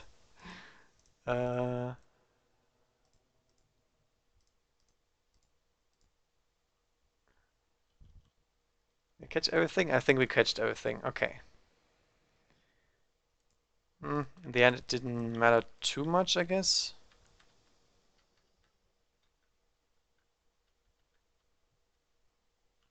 Nah, not really. And we wound them on 3s. Strength 7 against toughness 6. And I don't think the commander has anything useful to give to them at this point, because the special rules don't apply to them since they're not monsters or anything. So we have 3+ saves on all of these. 1, 2, 3, 4, 5. Yeah, they did. They are very, very, very dead. That's the problem with these guys. They have the force shield and everything, but they are more geared towards killing stuff that actually can hurt them in close combat. But then again, no assault vehicles, so Dark Eldar or bust. That's basically the idea here. Now, since I was too stupid to use my other stuff, the drones have to fire next. So we have 6 shots with the drones, I believe. Yep, 3 drones are still left, so we have 6 shots with the drones, hitting on 2s and glancing on 5s. Okay, that's pretty bad. So we have 2 hollow field saves, and they make them both. And then 2 normal saves, 1 made, so 1 penetrating hit, and that is shaken. So it's down to 1 single hull point and is shaken.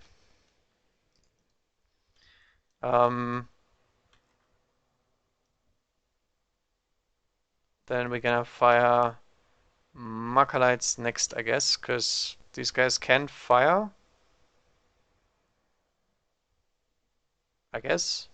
Yeah, let's fire these guys as well. It might as well jink at this point because it's shaken. So let's fire the Pulse guys. Actually, it is. They are not in its side arc, so they can't hurt that one. And I guess they have to run again, or don't they? I can hit these guys in the back, so I'm gonna shoot them in the back because there's a spirit seer and I wanna annoy him a little bit. So pew pew. This time, no worries about the marker lights because obviously I don't have to. That is no wounds though, because majority toughness is 6, so it doesn't do anything. Then we have 4 marker lights from here into the squad. 2 hits, and then another 4 marker lights is also 2, so we have 4 marker lights total on the unit, and that means they get an automatic hit against the unit from space, wounding on a 2 because it's strength 8, and killing somebody, so we have to 1, 2, 3, 4, 5, 6 randomize. This guy is dead. Bloop. Just like that. Marked for death before he even gets to do anything. Okay, so next I'm gonna use the stealth suits here and take 1, 2,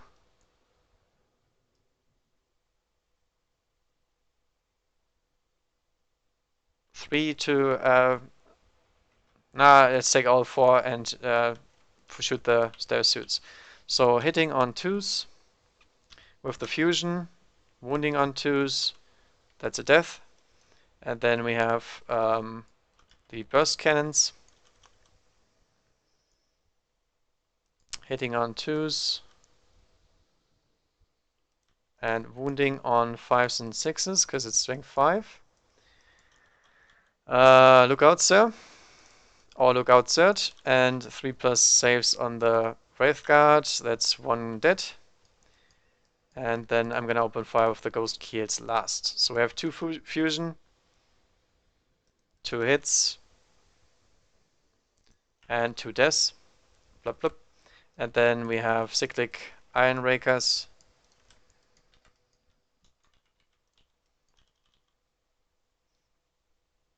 Hitting on 2s and wounding on 2s because he's now all alone, and I believe he's only toughness 3 if he's alone.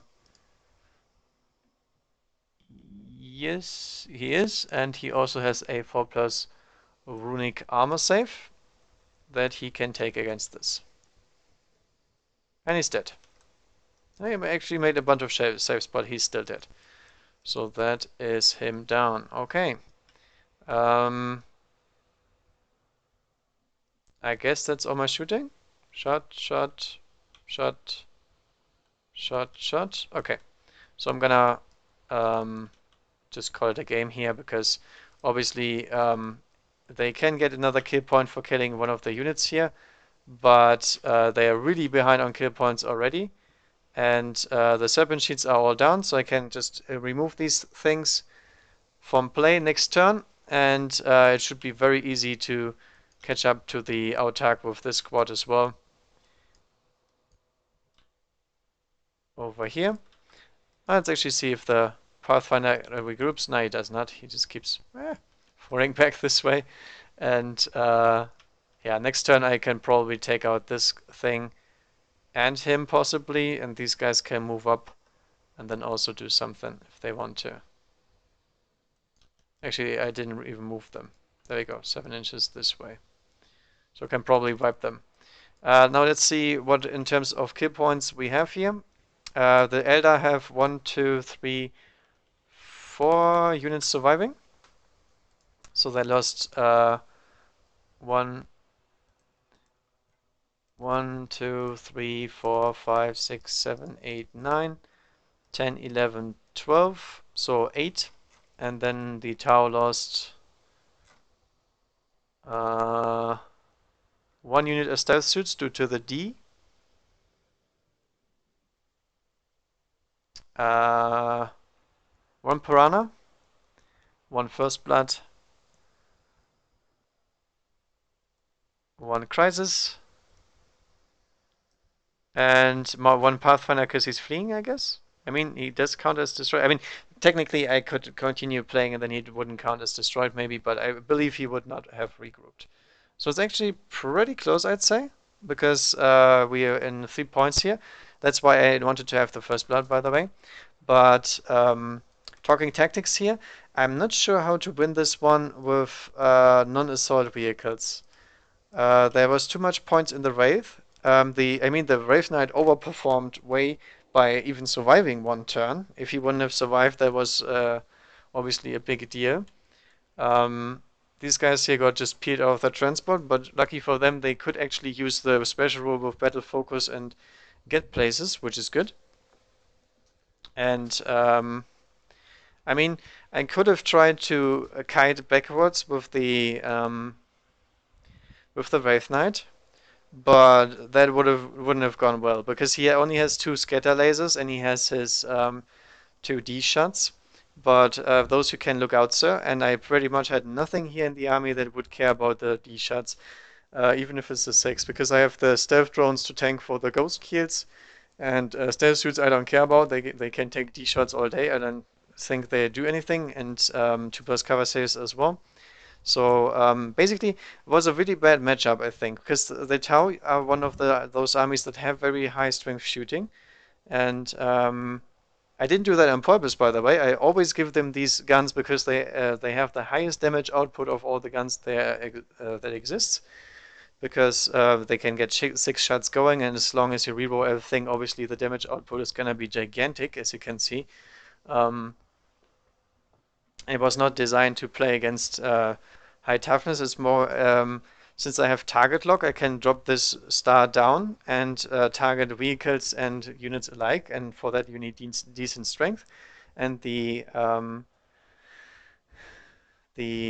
cyclic iron thingy here, the little brother of what the ghost kills have, is rather effective against everything because it can also be fired as a blast, which is actually really powerful, considering you can just gun something down that is a orc squad, for example. You always ignore cover, so absolutely no problem doing so.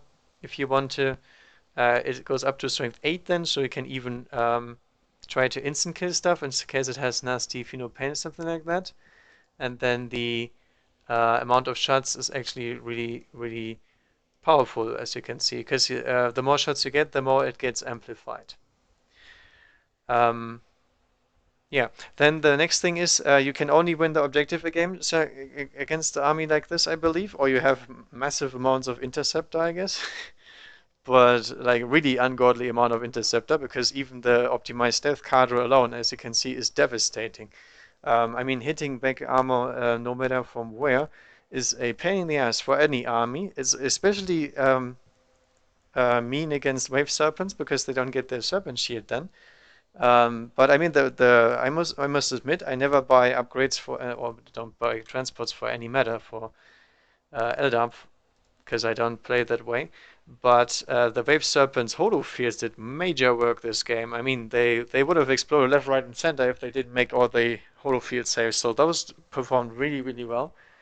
The transport themselves don't perform much because they were surrounded by fusion. There was fusion left, right, center, strength 8 and strength 7 hitting their rear armor 24/7 with no jinx saves allowed. So thank God for holo fields in that case.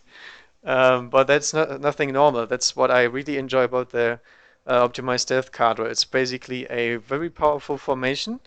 And at the same time, it's not, because they don't have any AP to speak of. So you just have the fusion thingies on it. And usually I run the optimized stealth card with burst cannons.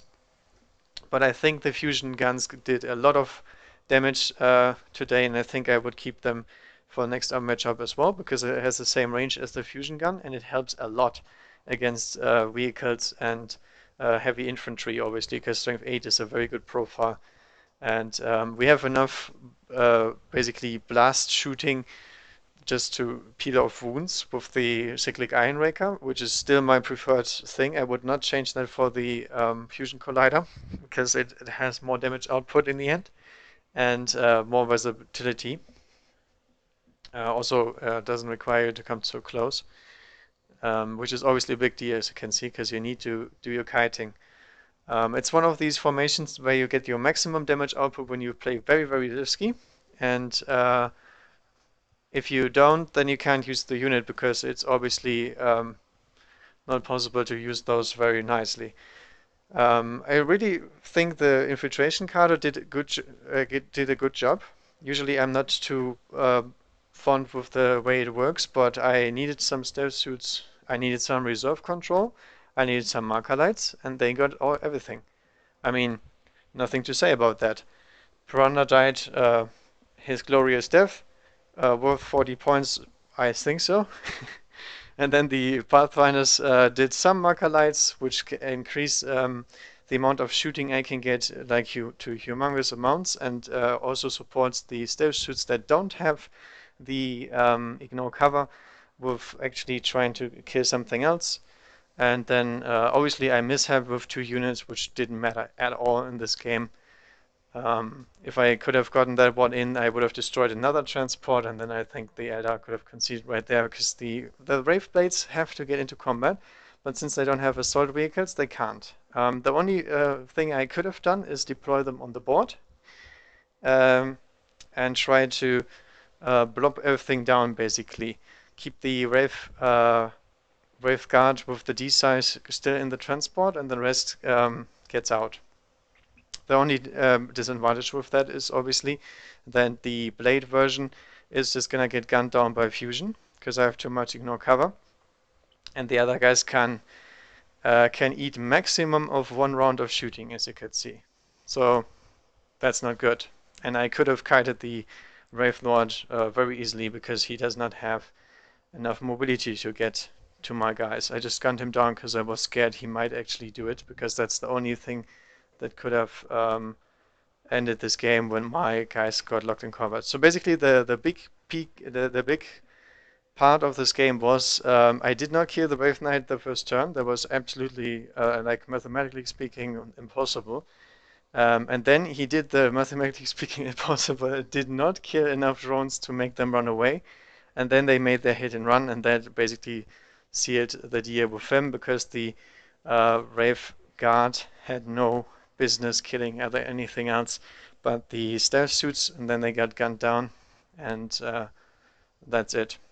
So I think if I wanted to run Wave Blades, I would have to ally in Dark Eldar, because then at least you can suicide your transport into the midst of something, and the radar have the advantage if you explode with them and you're sitting on the ground next turn. At least you can charge.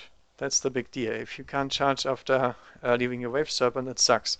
So the Wave Serpent synergizes pretty good with the D-size, obviously. But even then, I would probably take a deep striking radar over that any day. I mean, if you want to play pure Eldar, okay, but in any other way, I would probably always try to ally with Dark Eldar to do something against that. Even if you have to embark first turn, doesn't matter. Battle Brothers here or there, I think the support is better.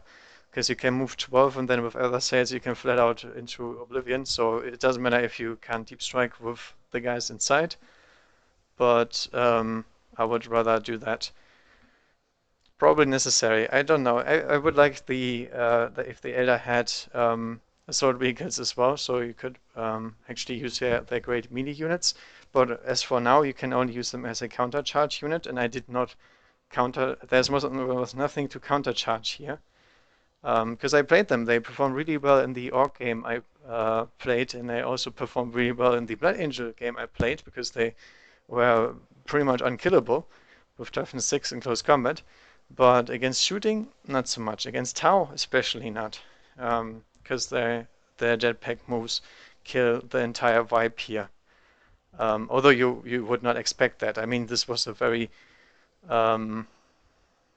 very mobile list for that matter, because everything here is jetpack infantry, except the Pathfinders who deployed with Scout and, I mean, outflanking, and were too far away to even catch them. So that's a big downside in terms of matchup. That's not their fault there. But then again, there's a lot of stuff that can outmaneuver them, especially if it's like Marines and stuff, and they're really easy to counter with poison, obviously. Just like artillery. Really sucks if you have to fight against that, but okay. I mean, I'm still not sure what would have happened if I put them on the board. I don't think it would have made a difference, because the matchup was not good, but that might have been a viable strategy to put more threats on the board, and then if something like that with the Wraith Knight happens, we at least have a unit to charge them with and kill them off in close combat, and overrun them. That was the idea. They wouldn't have killed the entire unit because they wouldn't get into range, but at least they would have probably overrun the Death Star, and then the rest of the Tau units probably couldn't have killed them all. Not sure about that one, but it would have been a better game for that matter. So I'm not sure about that one. But I mean, on the other hand, I didn't expect the Wraith Knight to live, and if the Wraith Knight goes down, the guys have enough fire and Overwatch that would take out the entire Waveguard unit if they try to charge. I don't think they can tank that much, or at least it would make the charge incredibly hard to do. And yeah, I don't know. It's a little bit iffy. I don't know. I think the Taurus perform well. I should try that against other targets, maybe against a more spread army. But if you're playing that elite Eldar, I don't think there was a better idea than grouping together. So that was a fact. But against the Battle Demi Company, for example, I would have needed the target locks a lot more. I didn't use my target locks at all, basically. And I would have to see if I can pose enough threats in all directions to actually do stuff and win the games that way. Right. I hope you guys enjoyed watching. Leave a like, subscribe if you did. And keep sending me lists. I always enjoy playing them. And happy wargaming.